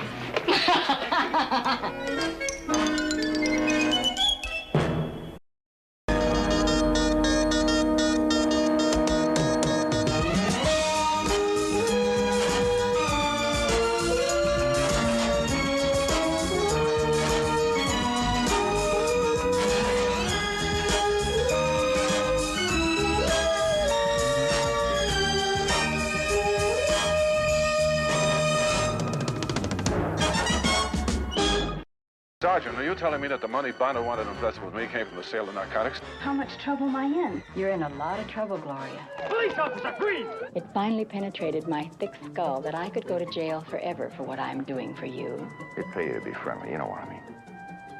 Yeah. Means you're a pimp. Now, there are about 400 other policewomen who can follow orders if you can't. What kind of a stewardess carries a gun? Who are you? That's not Gloria Hendricks.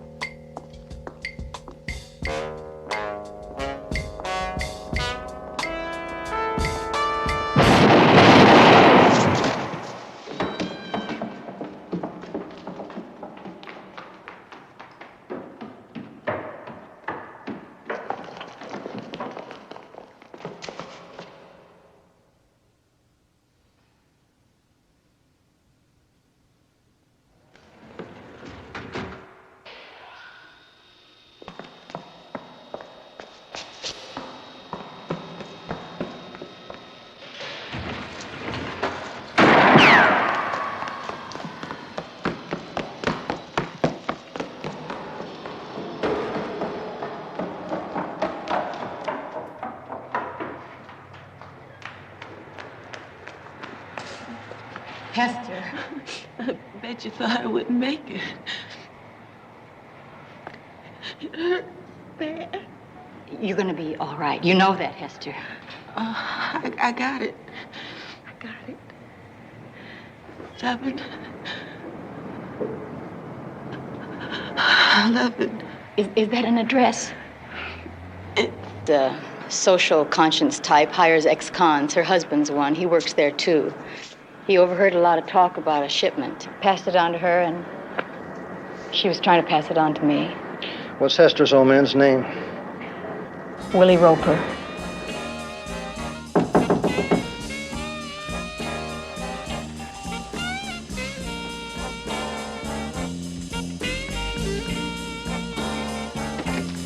Yeah.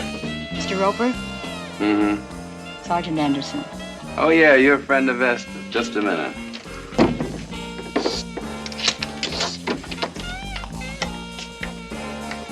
Investigator Joe Stiles.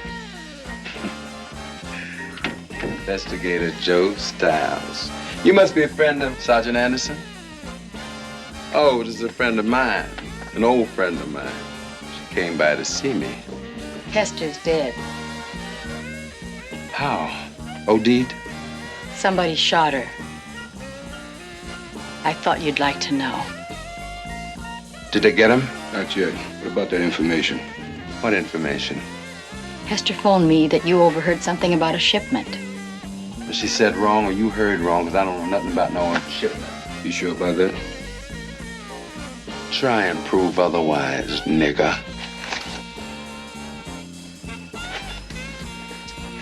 Here. See that she gets a decent headstone. She earned it. And make sure that's how you use it.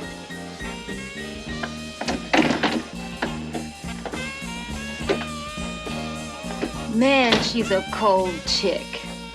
I thought you'd like to know. Shut up, damn it, and pour me a drink. Cut the Fed narcs in on this? No, I don't think so. Not yet.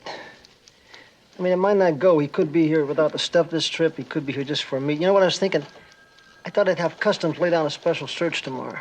But not just his bags, everybody's. Good. Mr. Manuel Segarra, please report to the information desk. Mr. Manuel Segarra.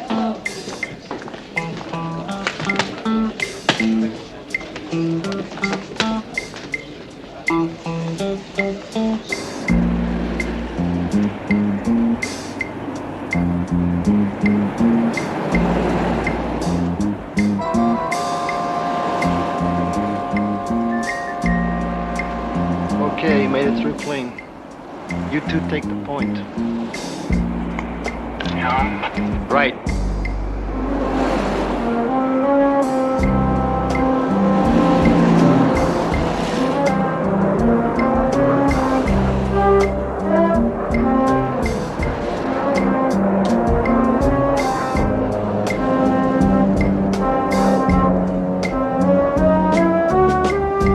They look like button men to you, Bill? I don't know. They must be from out of town.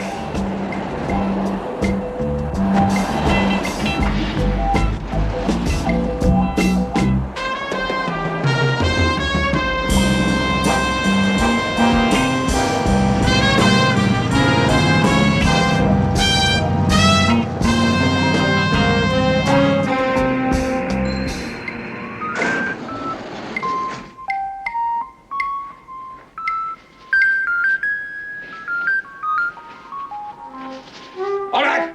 Hold it right there. Against the wall.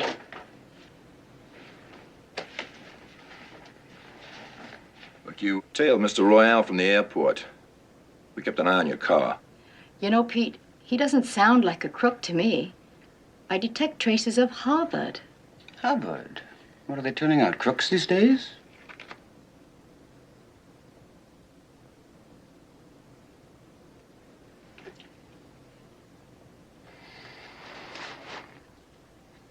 What were you doing? What were we doing? We were doing our job. Your fault. That's right, Fred, we saw. What do you want? You want a formal apology? No, a little cooperation. We help you guys out, you guys know. Hey, Sarge. How did the feds get in on the act? Well, it seems Mr. Royal had a change of heart. He's been flying in periodically to talk to the Fed narcs. They want him to appear before a secret grand jury. I could have briefed you on Royal's status, Bill. This fiasco only proves that we should keep in closer touch. Yeah, Fred, you're absolutely right.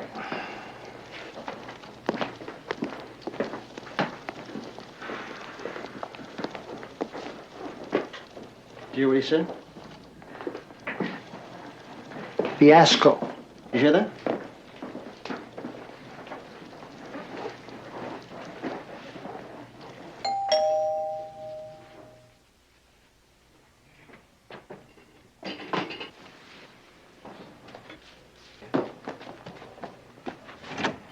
Hi. Hi, Pep. Hey, Pep, we got your message. Want some coffee? Cream only. Yeah, 2 sugars. We've just been out checking the hypes, and they're happy hypes. All that good stuff just hit the streets.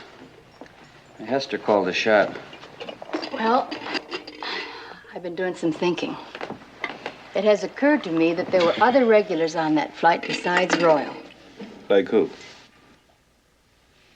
Like the crew. The crew? Well, why not, Bill? I mean, those cats just waltzed through customs with all that good stuff. It's not that easy, Pete. Hey, maybe they just boogaloo through. All right, I never said it. Look, we'd have to put a tail on all 6 crew members. That means 6 squads. That's 24 investigators. Now, wait a minute. What do we need 24 investigators for? Why not just 1 to start with? Who? Pep, it's not a bad idea. I mean, what do we got to lose? What does he mean, we?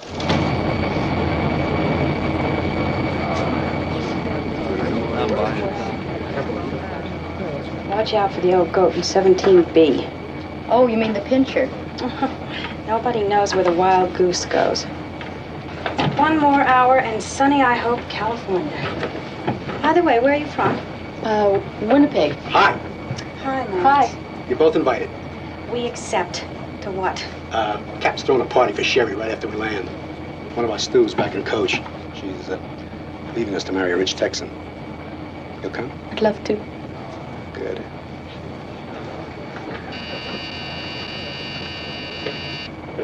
Oh, 17B. Uh-oh. Better put on my iron pants. Oh, by the way, if I didn't say, welcome aboard, Eve. Oh, thanks, Gloria. Good luck. Thanks.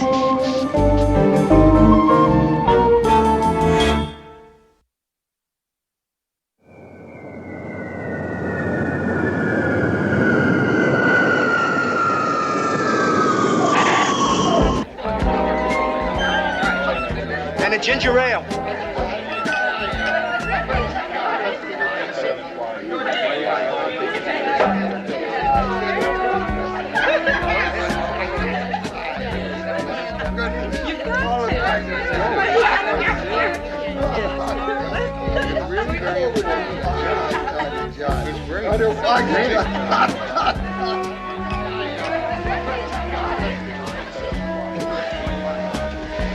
Thank you. You sure I can't get to something stronger, like maybe a root beer? This will be fine. Chin chin. Let's not forget the rest of the anatomy. Oh, here comes Gloria. Hi, troops. Having fun? Well, we're building to it. Lots of it. Honey with the daydreams. Wrong. I only dream at night. Hey, how about a drink? No, I don't think so. I don't really feel like partying. I'm getting this migraine. I think I'm just going to go on into the hotel, and I'll see you guys later, okay? Sure. Okay. I'll be right back. There was this passenger, and I met him on an overnight to Montreal. And we became intimate. And then I woke up one morning in a motel, terribly hungover, and I think now I was drugged. And he had taken some photographs of me the night before. Could have gone to the police. I thought about that. But he gave me a choice, either $1,000 per delivery or those photographs thumbtacked to the bulletin board at Air Flight. So you took the $1,000? Well, he said there was no risk. if I tell you everything I know, I mean, that'll help, won't it? All right, Miss Hendricks. Want to tell us who you make your deliveries to? I don't know. I put the bag in an airport locker, and then I put the key with Scotch tape in the slot of a cigarette vending machine, and that is it. And then I leave. You mean you've never even seen each other? No. Come here.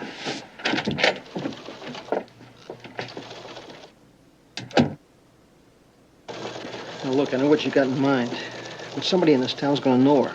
Maybe not. She was recruited in Vancouver. I'll be wired. If the roof falls in, you'll be the first to know. Okay. But first, we cut the junk down to 10% and make the switch. Then you're on your own.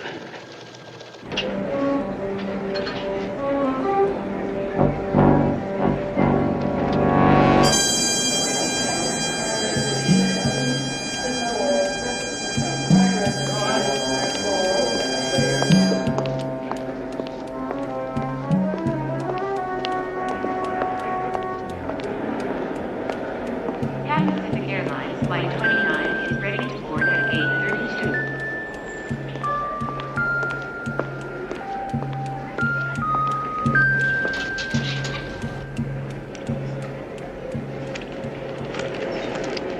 Wrong locker.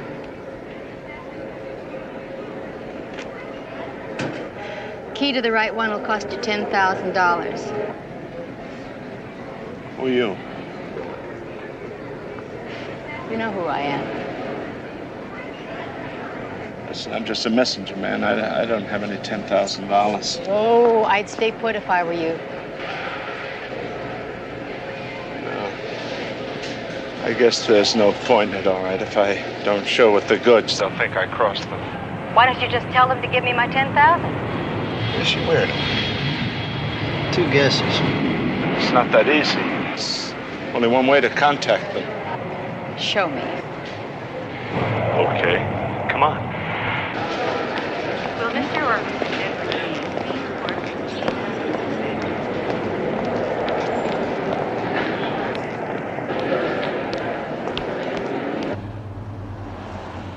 It's a drop. A drop? Yeah, a place that needs the stuff to be picked up by someone else. I don't meet him, and he don't meet me. My only connection is a voice on the telephone that tells me what to do. This guy's a dead end, just like that Hendricks girl. Either that or he's a hell of an actor. All right, we'll leave a note with this drop telling them what I want and where to find us. By the way, what's your name? Oh, Harold Miller. Hi, Harold.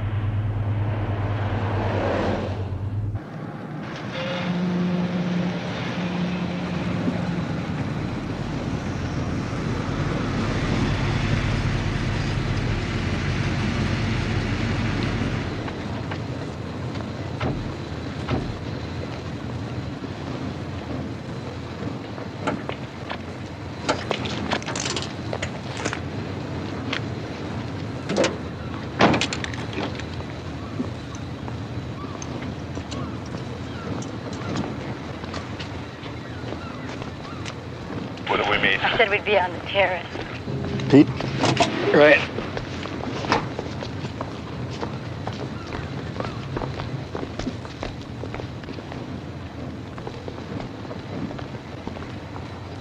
You're married? Oh, no, not really. My wife left me. She took the kids. What happened? I got into this trouble. Began to blow up. Too much. I couldn't tell her about it. Guess she thought it was another woman. What was it? What it always is, money. My partner and I, we had this little factory. This marine equipment. Things started to fall apart. Started to go under. We needed bread bad, so I borrowed from this loan shark. Dumb. Dumb. Yeah. Well, what do you know?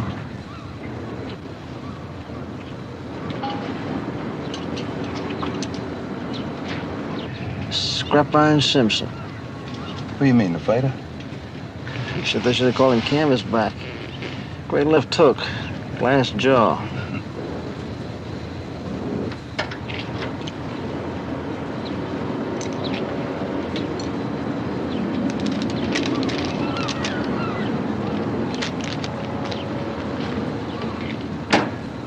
$25,000. I already paid that twice on interest without even denting the principal. Why don't you just tell him to get lost? Yeah, my partner tried that. He died while crossing the street. Said it was a hit and run. Hit and run. A couple of weeks later, I get this phone call. They told me if I run this errand that they'll forget the principal. Look, you want some friendly advice? I mean, you don't know me and I don't know you. Forget the money. Get out of this. Get away. It's a nightmare. And tomorrow's a blur. A maybe. Why don't you get out? I told you before. Already hooked into it.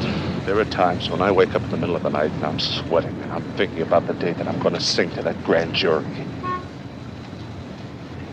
Gentleman at the bar would like to buy you a drink. Gray suit, striped tie.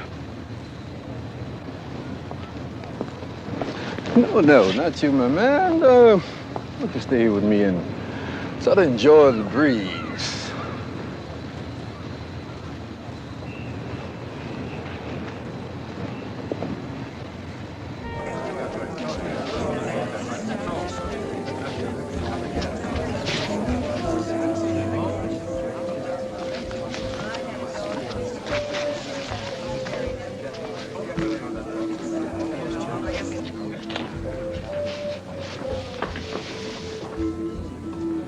You're Gloria. He says, and she says, fly me. Want a drink? No, I'm here on business. What can I do for you, Gloria? You can listen to me very carefully. It finally penetrated my thick skull that I could go to jail forever for what I'm doing for you.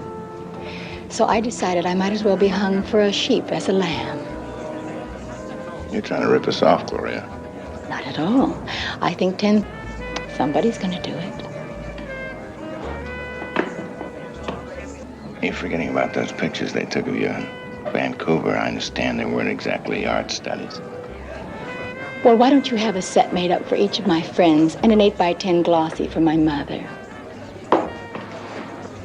You put me on. It pays to advertise. Well, you sold me, Gloria. Well, that was just the come on. Now I've got the real good stuff for you. Yeah, come on. The junk comes from Marseille. I could transfer it to Canadian overseas. My boyfriend figures that somebody like you and I could make the pickup at the source and eliminate the middleman in Vancouver. I got a suite here.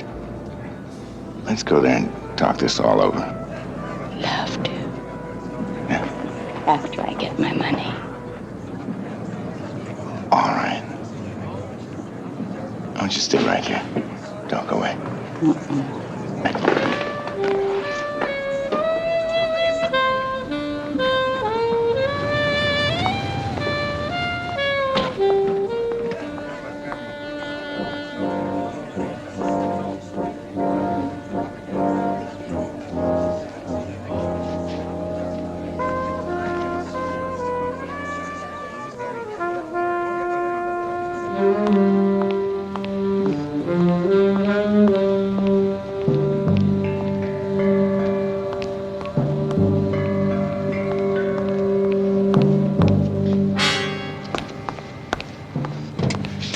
Tony Bonner? Himself.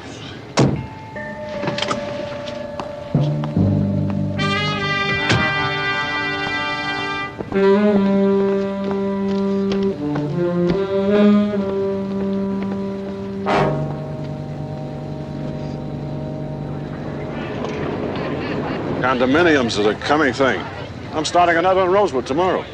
When do you go public, Lester, so that we all can get a yacht like this?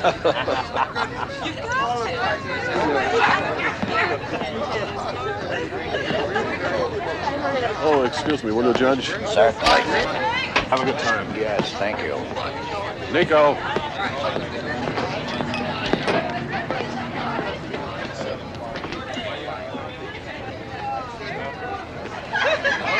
Did I tell you that you are the most gorgeous thing I have ever seen? I don't like it. It's the first time anyone's gotten to you. But we could use her. She's a very smart girl. Did Miller meet you too? No, it's Simpson. Listen, Miller, he's getting nervous. All right, mention that to Simpson. He's the one who mentioned it to me. Listen, by the way, this stewardess, she's a very foxy chick. You know, you're giving me ideas. Giving you ideas? Privileges of rank, Tony. Oh, Miller will have to go. Here, 10,000. Tell her she gets the other half after delivery. When things quiet down, I want you to bring her aboard. Maybe after you talk to her, you'll agree with me that she's a... Tony, we'll see. After I interview her. All right.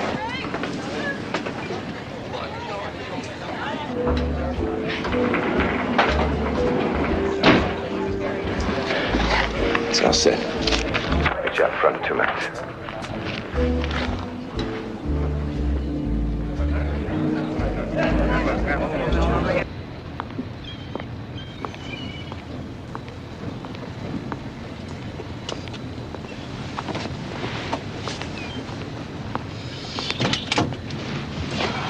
Big yacht. Don't know who he contacted. He went below. But the tub belongs to Lester Hummel.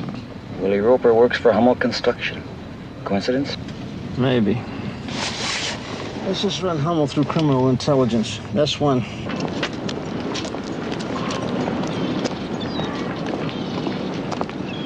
Okay.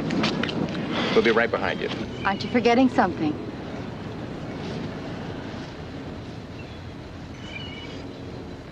You get the other half when you deliver.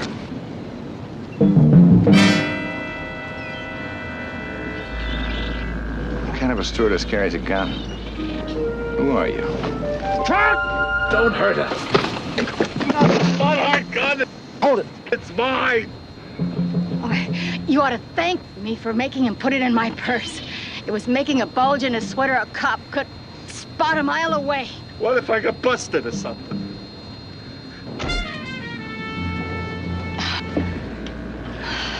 All right, pick him up.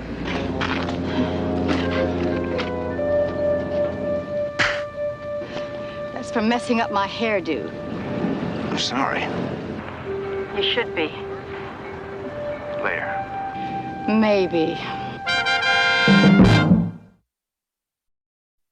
Thanks for bailing me out with those creeps. Who are you? Name, rank, and serial number. Are you the police? That was just a joke. That gun was no joke. I told you I'm down here on business, serious business. Now, maybe I've seen too many movies, but I thought I would have a gun to protect myself, if necessary. Information from intelligence. Hummel, Lester, charged labor racketeering, New York City, 1959, acquitted. Charged embezzlement, construction outfit, Chicago, dismissed, lack of evidence. His company, Hummel Construction, borrowing $3 million from the Truckers Alliance Pension Fund, 1974.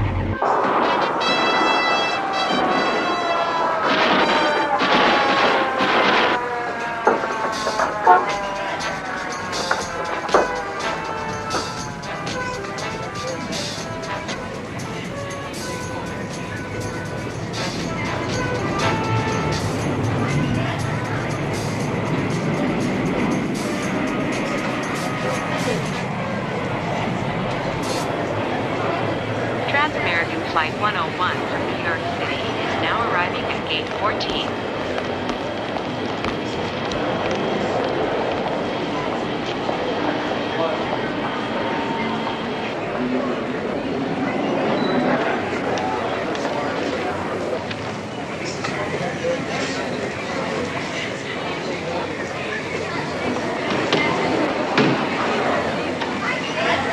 Will all members of the Williams Travel Club please assemble in the Captain's Lounge?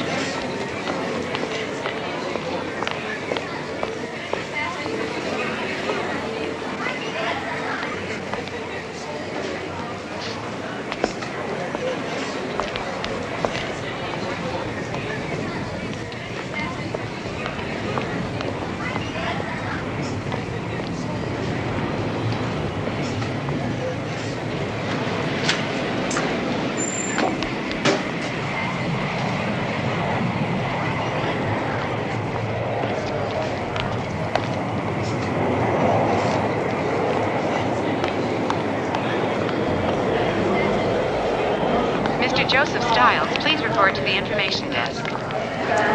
Could you wait here just a second? I have to get some tissues.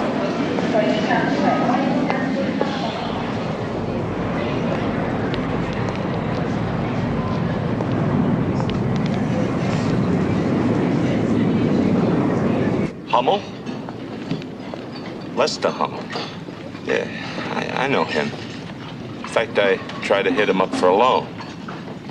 He turned me down. Then, out of the clear blue sky, your friendly neighborhood loan shark called you. Yeah, he said that... Do you mean to tell me that Lester Hummel put him up to it? Oh, man. Well, who would have believed it?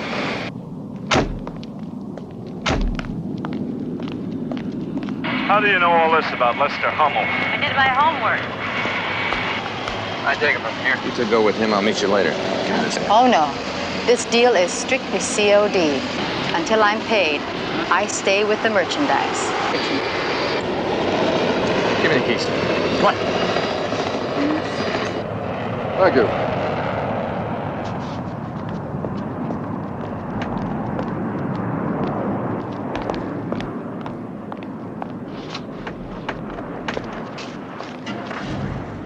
Hey, George, I'm with you. Yeah, I'll stick with Pepper. You two take Simpson and Miller.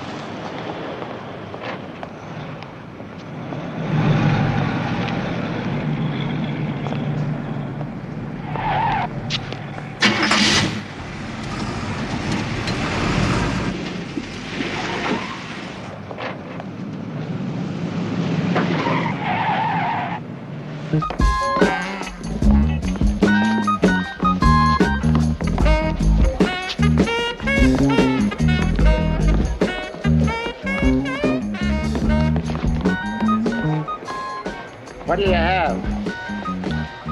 You got a clean glass? What are you, a health nut? Give me a bourbon and branch water.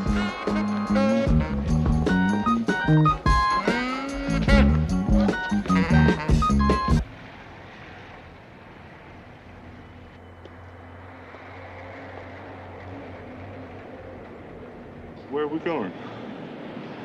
Just walk straight ahead.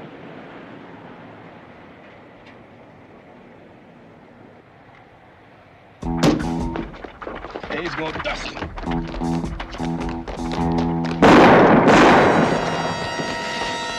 Police officer, freeze! Drop the gun. Got it! Turn around, turn around. And slow, buddy. Slowly. No! Don't shoot him, we need him.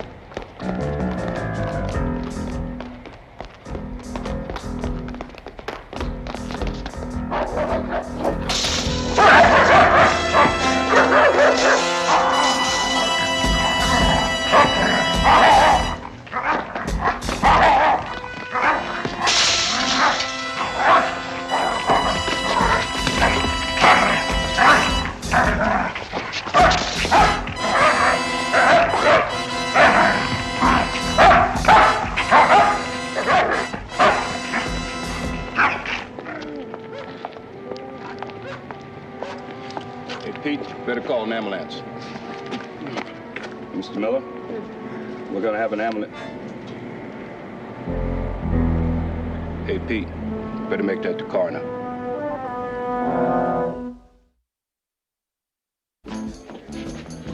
We being stood up, lover?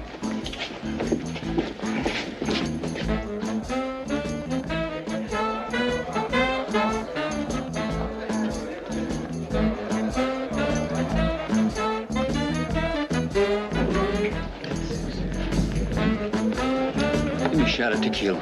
Make beer.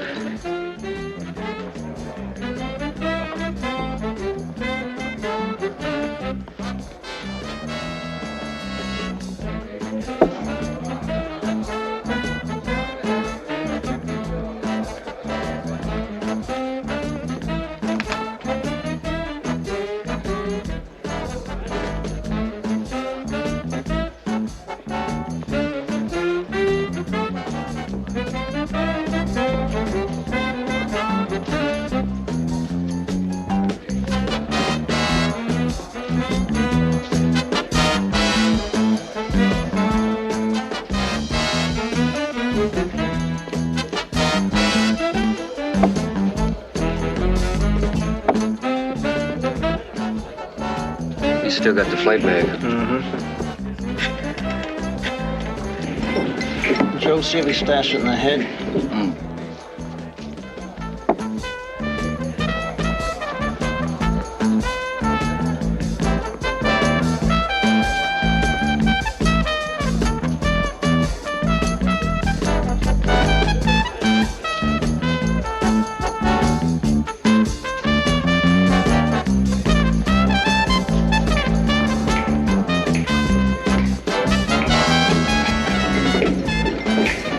Still has it. I think he's setting up a meet now.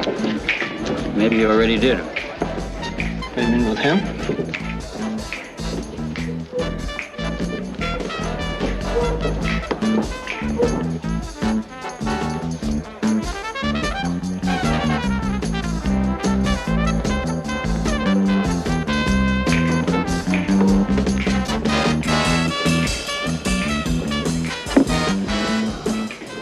Let's go. Got bad vibes about old mustache there. I think I'll hang out with him. Hang tough up down when you get a chance.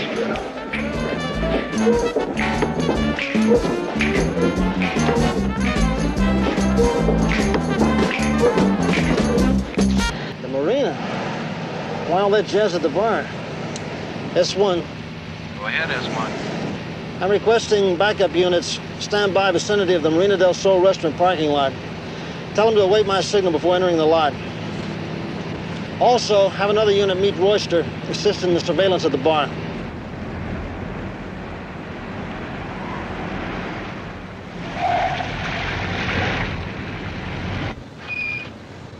Where to now? Big yachts? I don't believe it. Hummer wouldn't take that junk aboard in a million years. Doesn't make sense unless the meets at sea. George, call in and have the harbor patrol stand by with a boat. Then have them move the troops up to here. And quietly. Let's go. That's it. You're about to meet the connection. He wants to talk to you about this Marseille idea of yours. Well, what about the other half of those bills? He'll give them to you.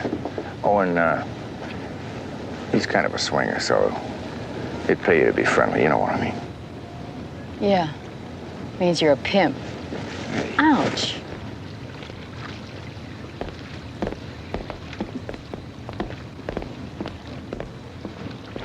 Guests coming aboard.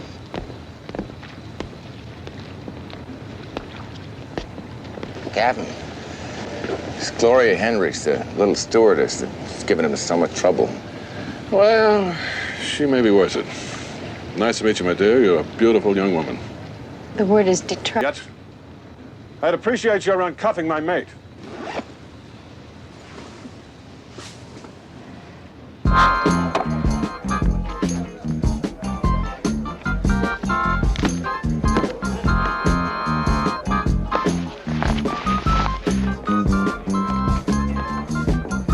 And I want your badge number. 4983, Sergeant William Crowley. Well, Sergeant Crowley, I'm sure it's been an honest mistake. I think an apology will be enough.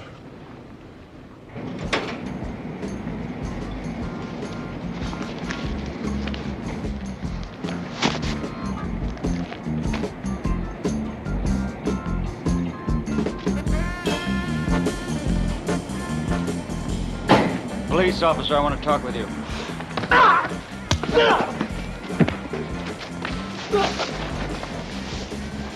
You ain't going nowhere. It's probably what you call our best night. Almost clean, and we lost Harold Miller. Lost him? Yeah, shot. Probably the same guy that dusted Hester. But they're interrogating him now. Come on, Pep, let's go. S2 to S1. Come in, S1.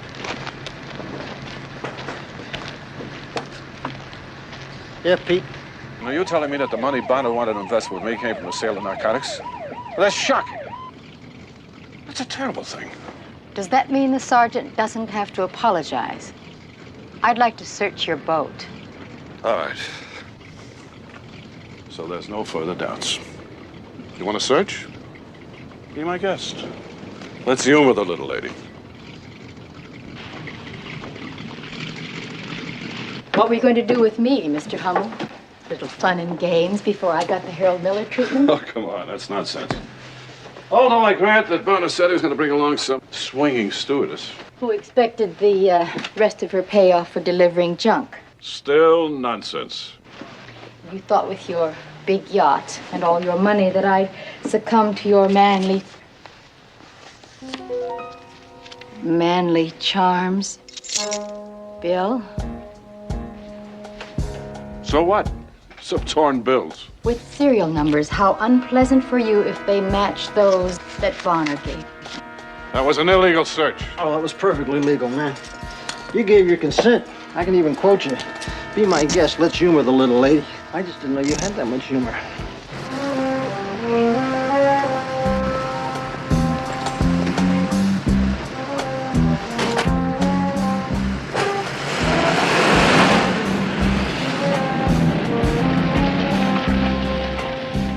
Evening, Bill. Nice bust, huh? Well, it's not much by your standards, Fred. Just 6 kilos. Why didn't you cut us in? Well, I would have, Fred, but it looked like it was going to turn into a, well, I don't know, a fiasco, and I just didn't think you Fednar should be involved in a thing like that, you know what I mean? Appreciate it, Bill.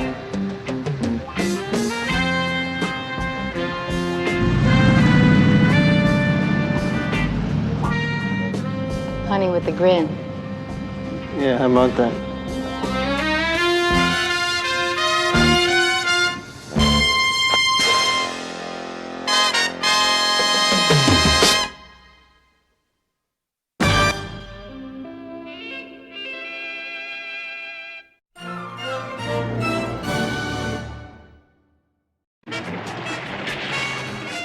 Linda said you were beautiful, but you really are beautiful. Take a look at that. That's better than Ringling Brothers. This building is burglar-proof. What do you think we have all this equipment here? Then how come this wonderful burglar-proof building got hit 3 months ago? Police! You want to make a deal, Billy? I'll make a deal with you. Jail's better than dead. You guys gotta be nuts. Where is she? Where's Trudy? Is she alive?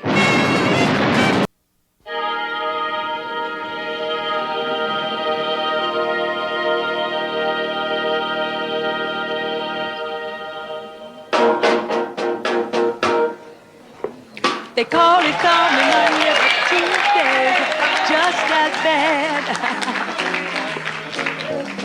They call it stormy Monday, but Tuesday's just as bad. Wednesday's the worst, and Thursday's are so sad. Well, the eagle flies on Friday. Saturday I go out to play. Eagle flies on Friday. Saturday I go out to play. On Sunday I go to church and I kneel down and I pray. Oh, well, oh, well, oh, well, oh, well, oh, well, oh, well, well, oh, well, oh, well.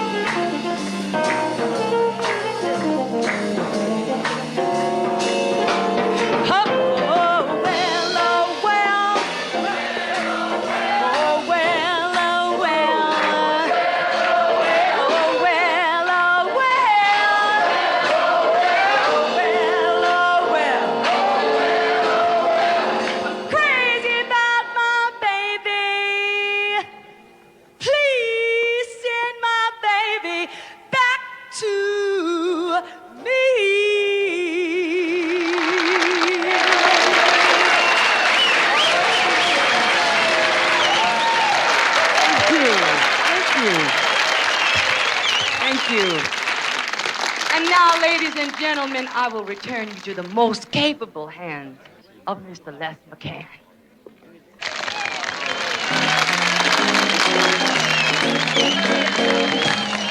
That was fantastic. Just great. Well, I thank you, one and all. And I thank you, my dear lady, for making the best introduction ever. Oh, and you sure know how to pick 'em for me, Linda. Oh, well, Billy, he's a real swinger. I a think Friday night, last I've got- night was a bit much for him. Straight soda.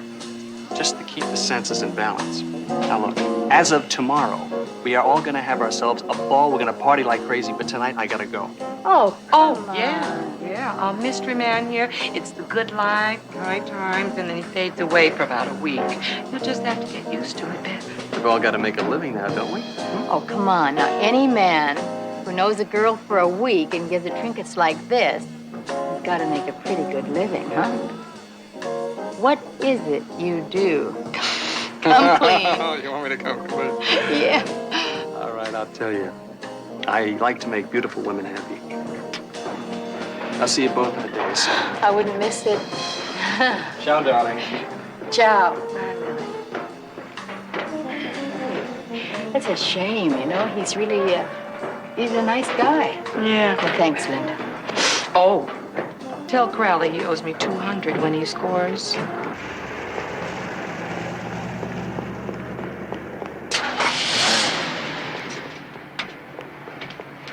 Everything says Billy Dodge rides tonight.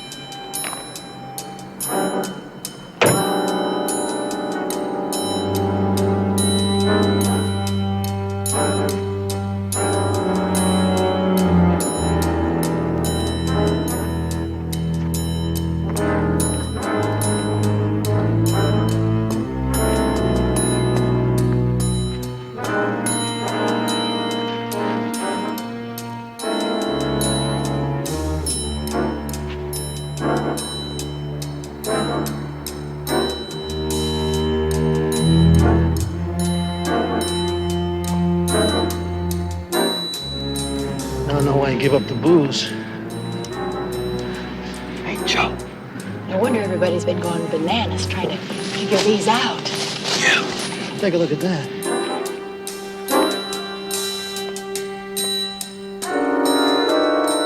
That's better than Ringling Brothers. Have Pete call off the floors to us. Let's go.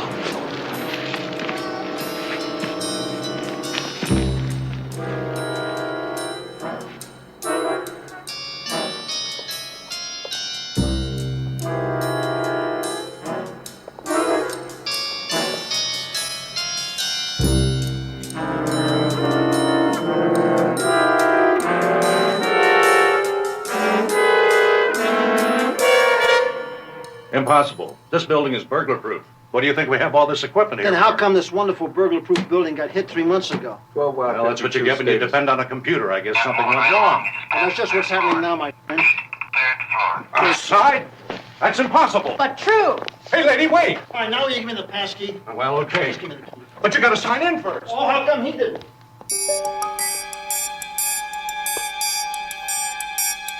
He knows exactly where he's going, Bill. 6th floor.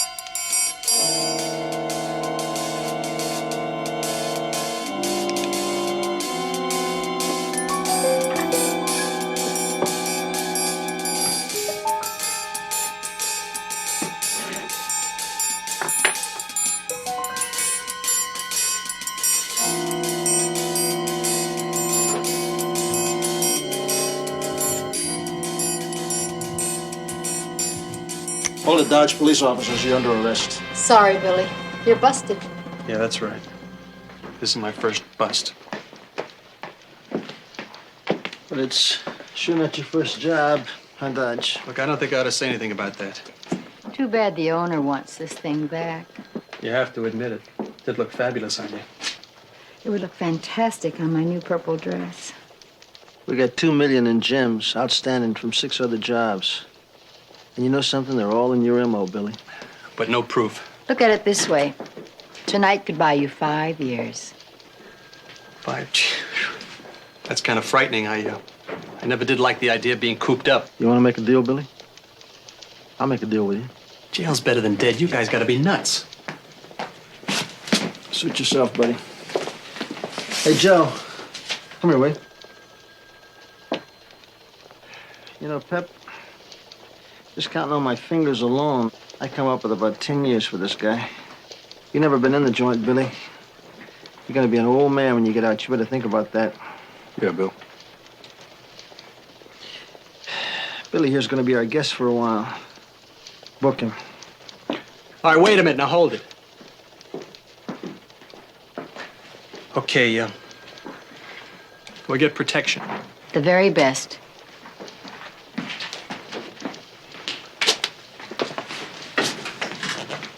Okay, who's your contact? Paul Nicastro. He sets up the jobs, pays me, and unloads the goods. Who's his connection? The receiver. I never met him. I can't say for a fact. Well, how about taking a wild, non-educated guess? Some guy in San Francisco. Not Jake Schulman. The skimmer. Day lives in San Francisco under a mask of respectability as a philanthropist, political contributor, a socialite. 10 years ago, this guy was connected with the top levels of organized crime. He was a top laundryman. And now we have Mr. Perfect Citizen. Listen to this. This guy has a chain of jewelry stores, very exclusive. How's that for the perfect cover for stolen gems? How do we nail him? Nicastro. Castro's our key. I say we give the jewels back and start all over again. Start over? Who's our next pigeon? You want a coup for us, Pepper?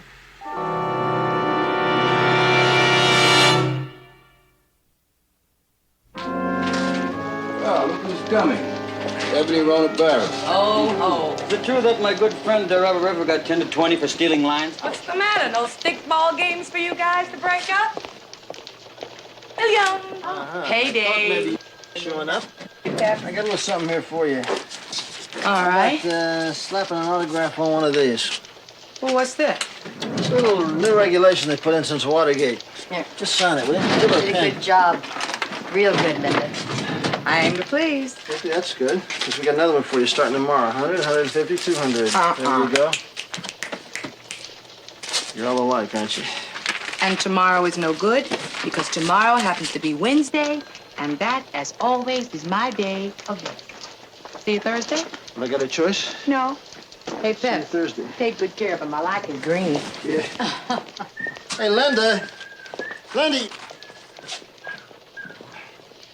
Who's gonna believe I paid $200 to Minnie Mouse? Here we are. How do you feel? Oh, boy, it took a marvelous drive. Thank you, my darling. Everything.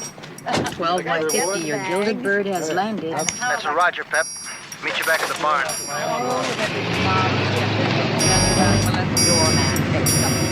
Oh, Paul. You know, it's a lovely weekend. I loved every minute of it. Thank It was you. just glorious. You're a tremendous one.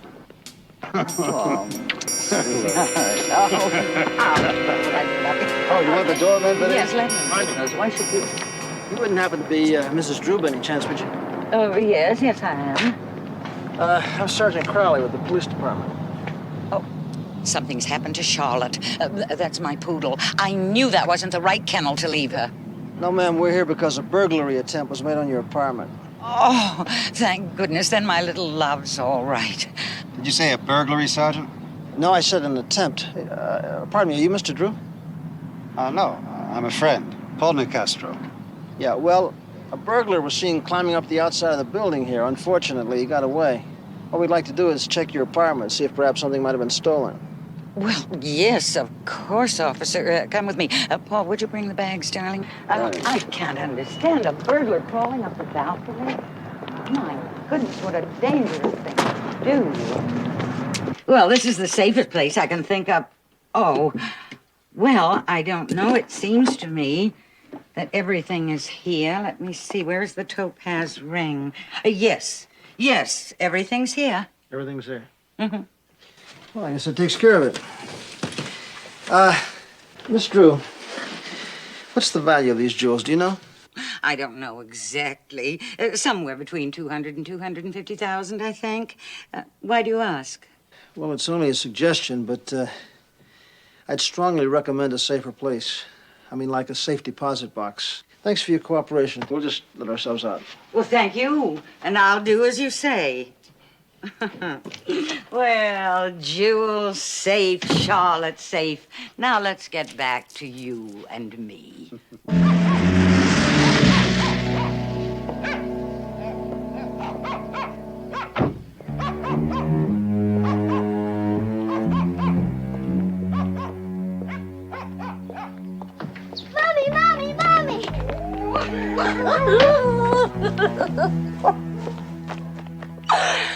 Oh, how's my sugar plum princess? I got something to show you. You do? What? Oh, no, let me guess. Let's see. Your kindergarten pictures come back? No? I gotta warn you, just don't get hooked on it, because it's only temporary. Tell the brass their taste is rotten. What are you talking about? I picked it out. You heard me, it's rotten. Look at this.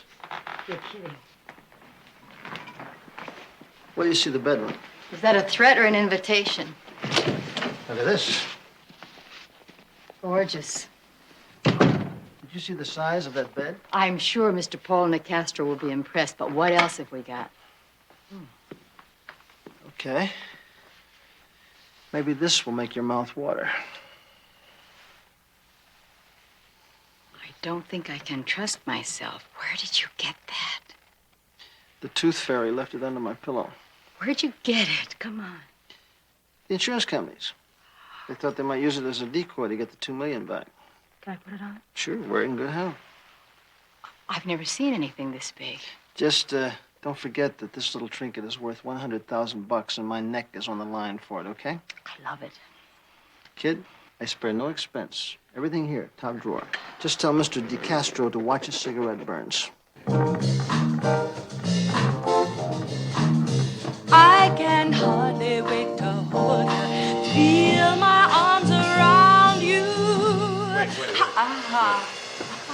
Crying out loud, you guys. It's too much noise. Bring it down a little bit so we can give her some good feeling on the song. You know where to come in? Yeah, on which last It's on the E flat chord. Right, okay. One more time. Come on. We can get it. We'll get it. Jean, Jean, shake it thing, shake it thing. I can hardly wait to hold you, feel my arms around you. How long have I waited just to love you? Now that I have found you, don't ever go. You got it. Don't ever go.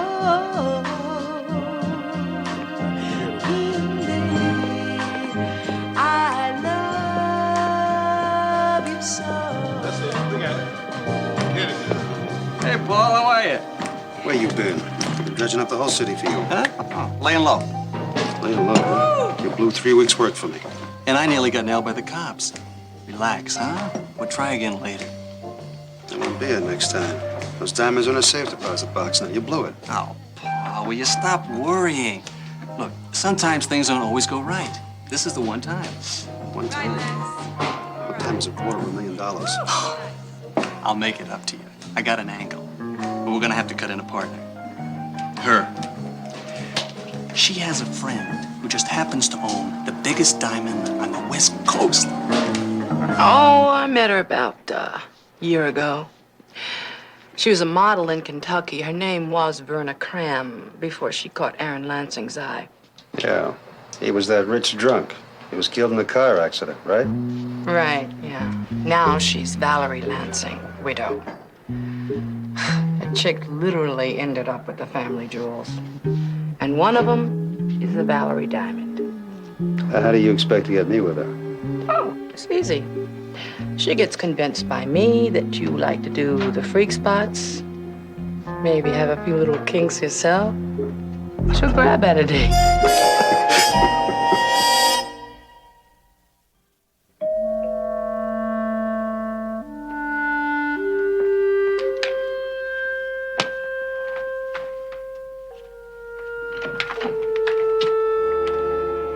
Mr. Nicastro. Oh. Come on in, Paul.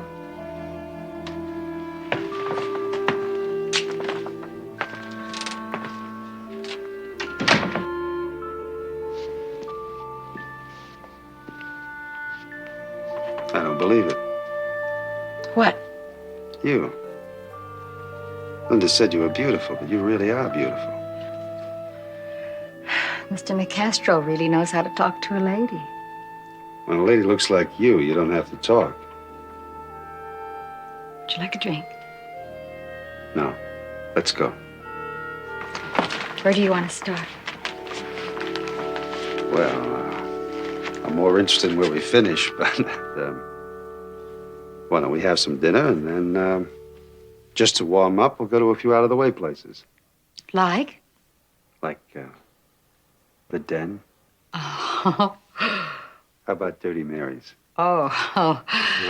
Good. I You all hate right? straights.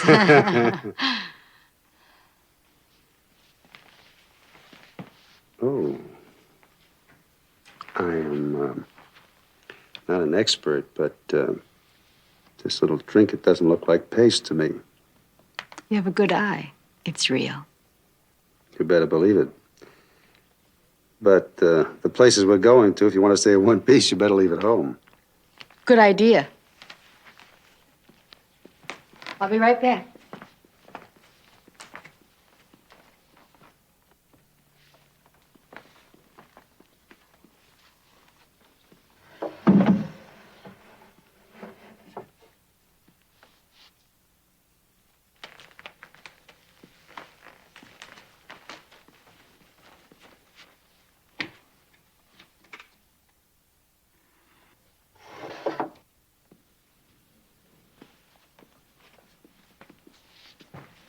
Satisfied?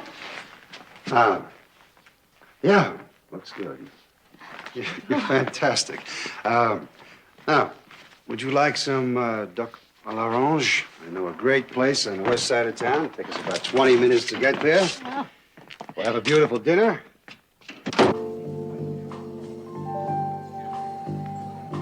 Waited just to love you. Now that I have found you, don't ever go.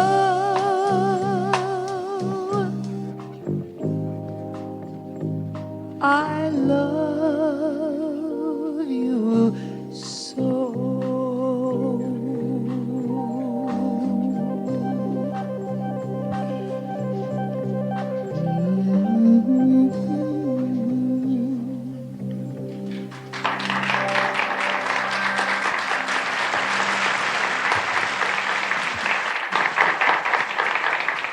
Thank you. Once again, I'd like to leave you in the most beautiful hands of Mr. Les McCann.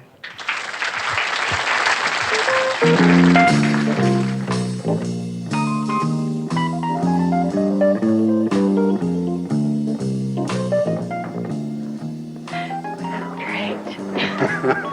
How's my dating service working out? Couldn't be better.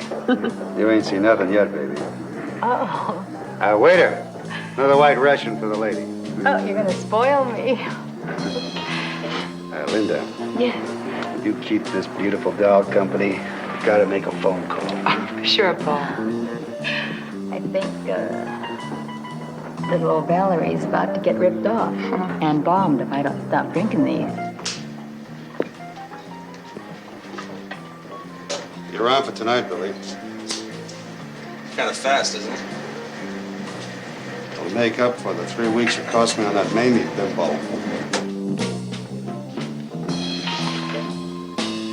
I left the balcony door open for you. She won't be suspicious.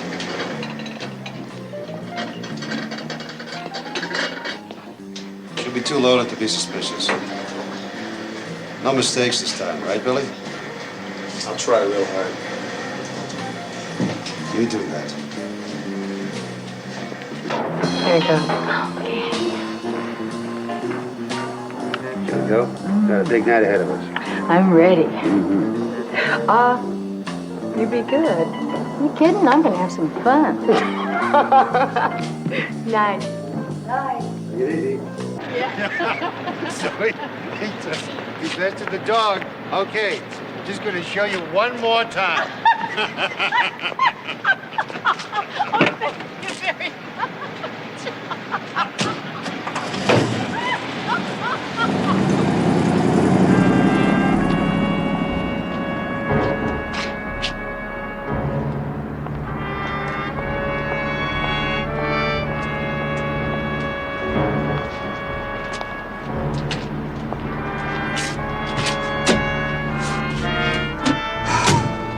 I got to go ahead.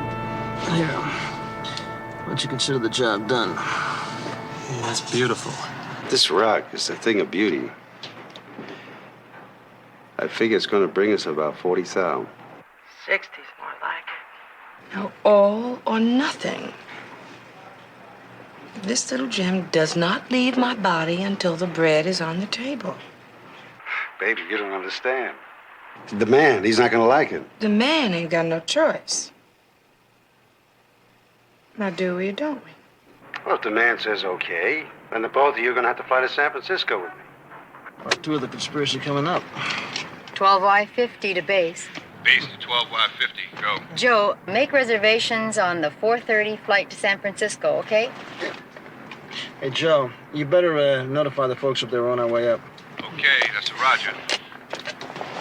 You know, we might have to spend the night. Now get one thing straight, Crowley. No X-rated motels. I promise.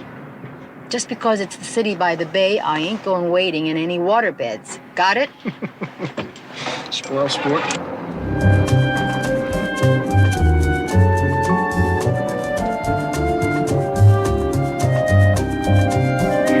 Did what? I didn't have a choice, Mr. Schulman. It was the only way I could get the stone. I won't meet with them. Meeting with them is too risky for me. No, there's no risk. They're both in on it. They couldn't say anything if they wanted to. I don't like it. I don't like it. Maybe you'll feel better when you see what we have. Yeah, I know. You have the Valerie. Yeah, that's right. But they won't hand it over until they have the money up front.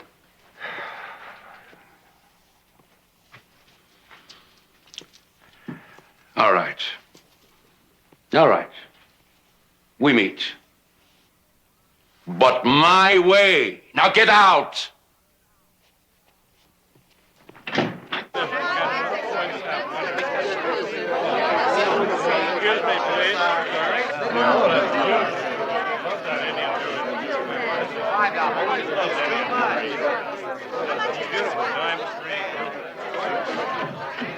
Now, the man wants it appraised first, then we negotiate. Oh, I love this. Whatever you say, Paul.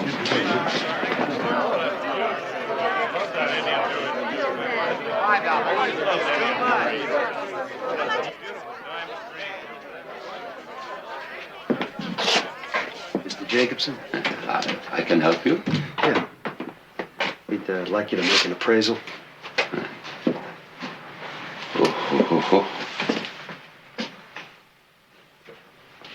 Oh, that's very nice.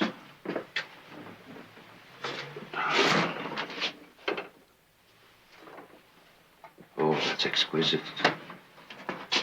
You shouldn't be walking around with such an expensive stone. I don't intend to. Would you care to put a price on it? It could be difficult to turn over. I'm sure you understand that. That depends on how difficult. Let's say $35,000. Oh, that's ridiculous. Linda, I said I'd handle this, right?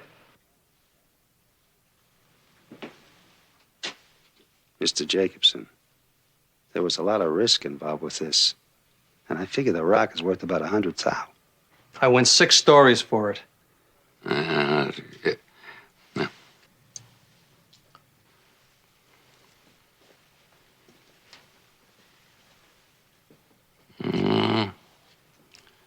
Maybe my client would go 40,000. That's very high. 60 or nothing. I said I'd handle this, right? 60. That's the bottom line. And if I said 50?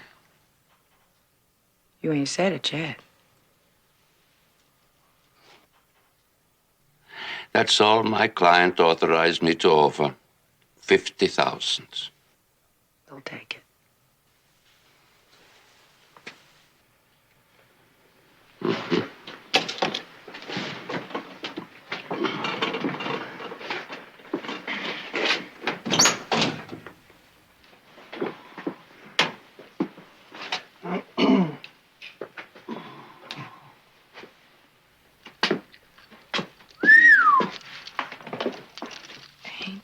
Something else.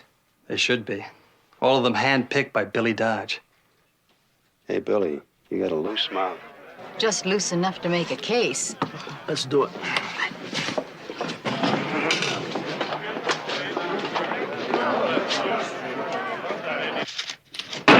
Police department, you're under arrest. Now let's get him up here where I can see him. Get him up. Schumann and Castro have each posted a $50,000 bond and will remain free until next Tuesday when they appear in Division 100 of the San Francisco Superior Court. Well, that's all very interesting, but I didn't drop in to have the paper read to me, William. Don't you ever think of anything besides the almighty buck? What's he know, huh, Peps? I do wish you'd take us up on the security until after the trial. Got my own thing to do. And I don't want no army of cops cramping my style. Now, the almighty bucks, William? I tell you something. I want to put at least 2 men on you for your own good. Ah, then you just lost yourself a witness because that wasn't part of our deal. Linda, I am thinking of your welfare. Fine. Then give me the bucks and my welfare will be secure. You want to sign that, Minnie? Hey, this is only half. That's right. It's $1,000. I saw the insurance company was a pop for it until after the trial. You wouldn't have had anything to do with that, would you? You know he did. He wants you safe, Linda. Let us put you with Billy Dodge. He's in a safe house.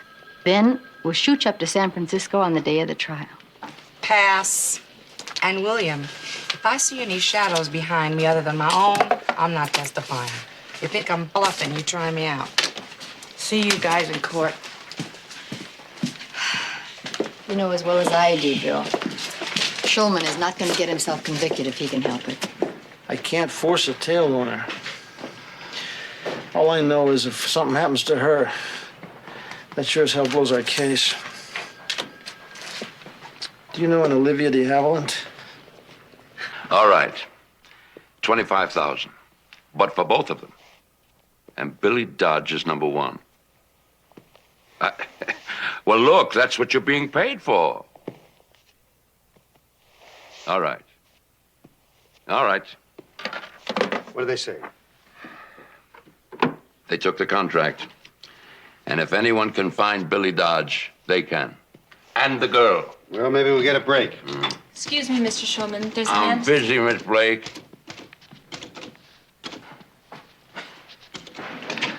Never too busy to see me, Schulman. One step at a time. That's right. That's my big girl. Okay. Sit down. Sit. Whoosh! Hello, sugar. What do you want? I just want to talk. Mommy, who's that man? He's just an acquaintance, honey. Go over by the swings and you stay there. You stay right there until I get back. I asked you, what do you want? Now, hold on, Linda. Don't run off. Hey, Linda. Now, baby, you could have told her that I was her daddy. You might have sowed the seed, Alex, but her daddy you're not. It's cold, baby. Very cold. It was meant to be. Now what do you want? Baby, when a man just gets out the joint, he needs a lot of money. And you want to know something? You're going to help me get it. Don't even dream about it. You know, Alex, you and I were a very long time ago. It's over. I've even forgotten the word heroin, Alex. Baby, I ain't interested in that. I don't care what you're interested in. Don't you ever look here. Ever. Linda, listen to me. I'm looking for a man. He's worth a lot of money to me. Second story dude, Billy Dodge. Forget it. Cops got him. Now, hold on. I know you are very tight with the police. Oh, it won't be hard. You've been told no. I think we're through. I think you'll do it. As a matter of fact, I know you'll do it. Judy. Judy. No.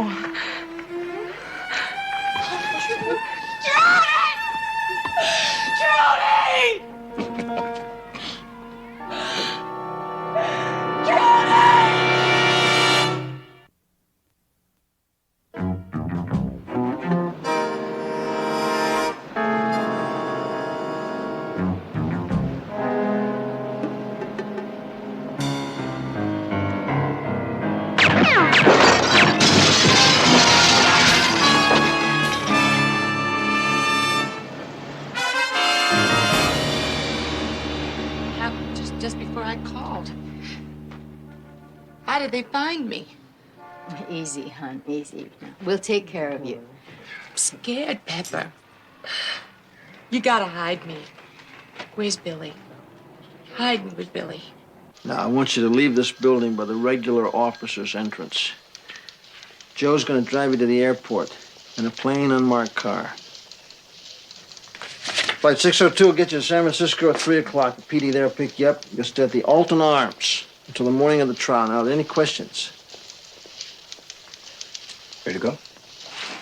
Okay, John. Have a good trip.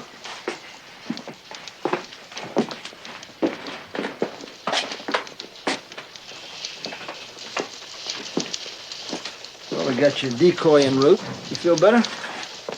I think we'll all feel a lot better when we get out of town. Somebody means business. Yeah, well, I want you both to be careful. You get my message? Okay. Why don't you play it back to me, Pep? We take the Pacific Coast Highway to Monterey, check into the motel by 7, and in the morning I give you a call. Is that where we meet Billy? No, you'll connect up with Billy in the undercover operation tomorrow morning, someplace between Monterey and San Francisco. And then? Then we take you both to San Francisco, right to the courtroom. Well, where's Billy now? He's safe and sound, just like you're gonna be. Ready? Ready as I'll ever be. Okay. See you, Bill. Good luck.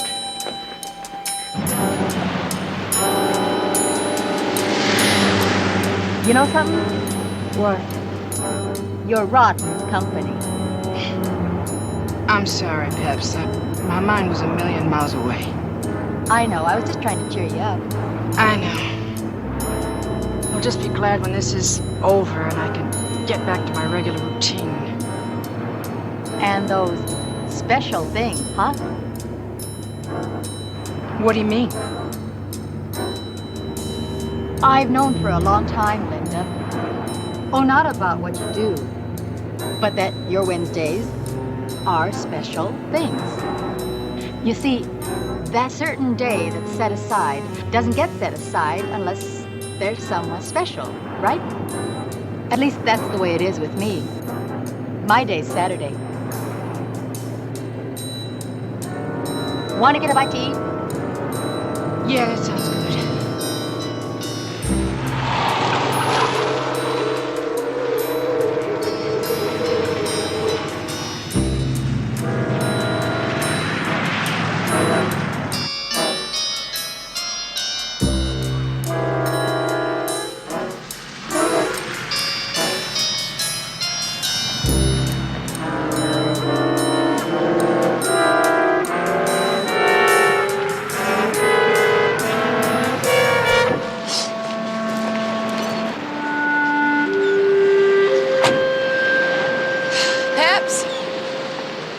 You have someone?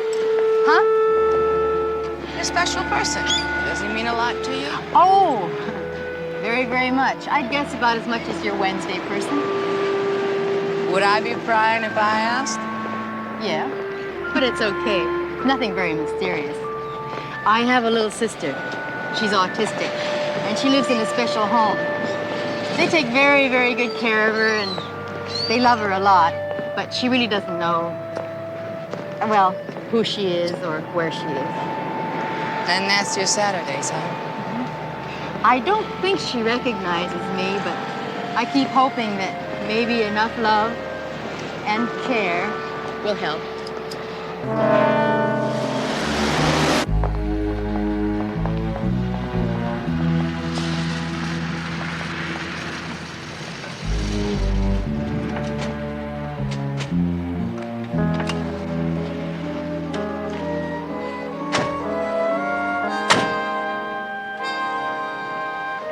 I swear, the next time Crowley sets me up in a motel, I'm going to send an advance team to check out the hot water supply.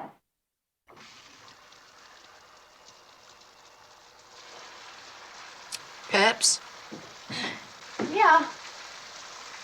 if, anything ever happened to you, what would happen to your sister? Oh, well, I don't like to think about it.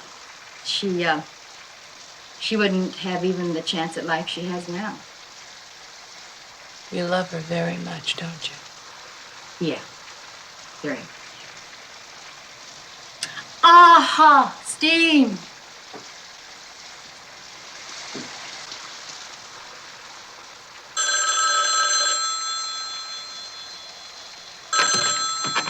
Hello? Linda? Crowley. Is Pepper there? Oh, yeah, Crowley. She's in the shower. Peps! Yeah? It's William. Ask him how he knows the exact moment I step into a shower. I heard that. Tell her it's easy. The damnness makes my joints ache. Hey, listen, take this information down for her. Right. Hold on. Okay. The meet is set at an abandoned cabin about 5 miles north of San Jose. You got that? Right. It's 2 miles off the main highway on Route 56. You can't miss it. Is, that where we meet Billy? They'll arrive at the same time, Linda. Then we'll take one car to San Francisco. It's almost over, so hang in there, huh? Yeah. See you, William.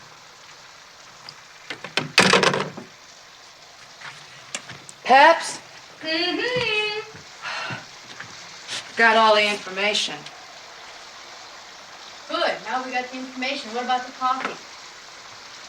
Oh, there's a machine outside. I'll get us some.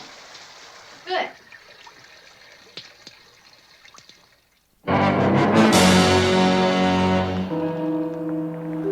We'll leave tomorrow morning.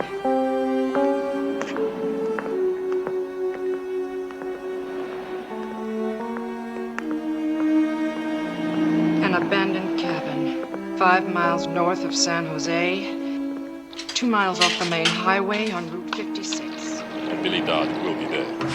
You will be.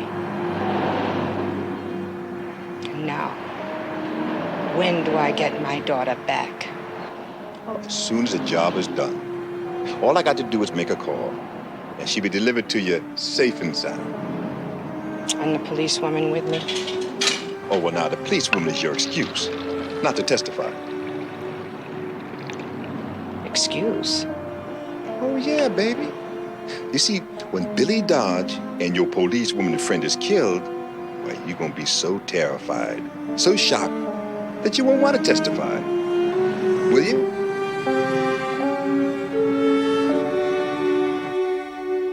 An out-of-the-way cabin sounds just right. I'll have a couple of people meet you there, and they'll take care of all of them. All of them? I said all of them. What do you say we take a little vacation right after the trial? Together? Yeah, we'd have a ball. Maybe Mexico. You'd want to take a vacation with me? Sure, why not? I really like you. You'd be a lot of fun. I'm not in your league, Pepper. Why would you want to be with me? Street girl, hustler, snitch, And a friend.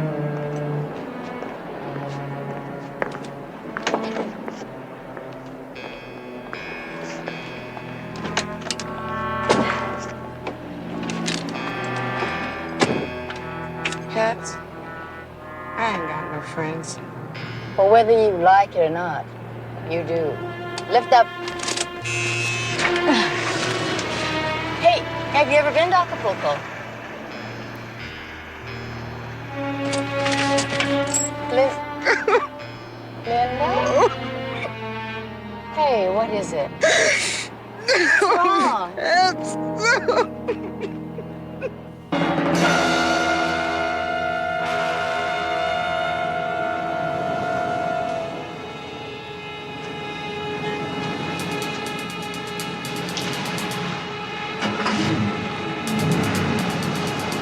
Uh-oh, we got company.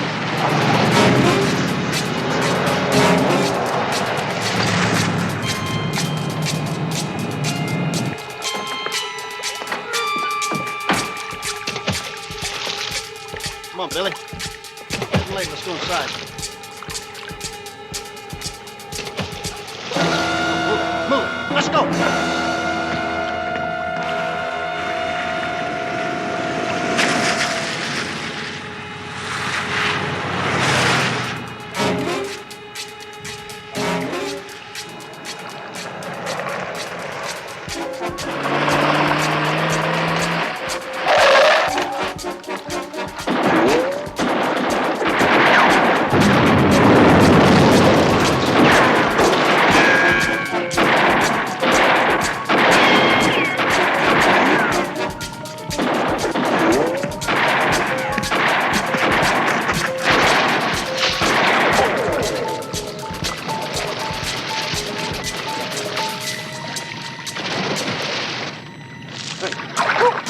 Hey, Mark, give me a hand with this guy.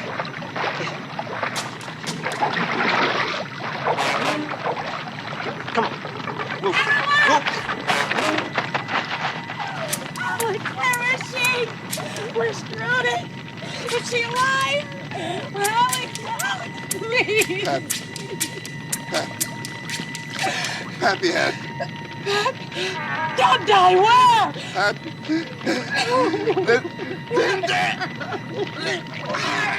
Don't die. Linda, listen to me. Who is Happy? Who is he? He was in prison with Alex Taylor.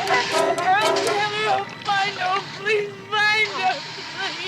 Please find him. Oh.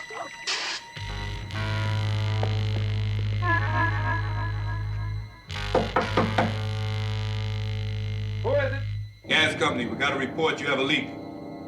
I didn't call no gas company. It's an emergency. We gotta check it. Police.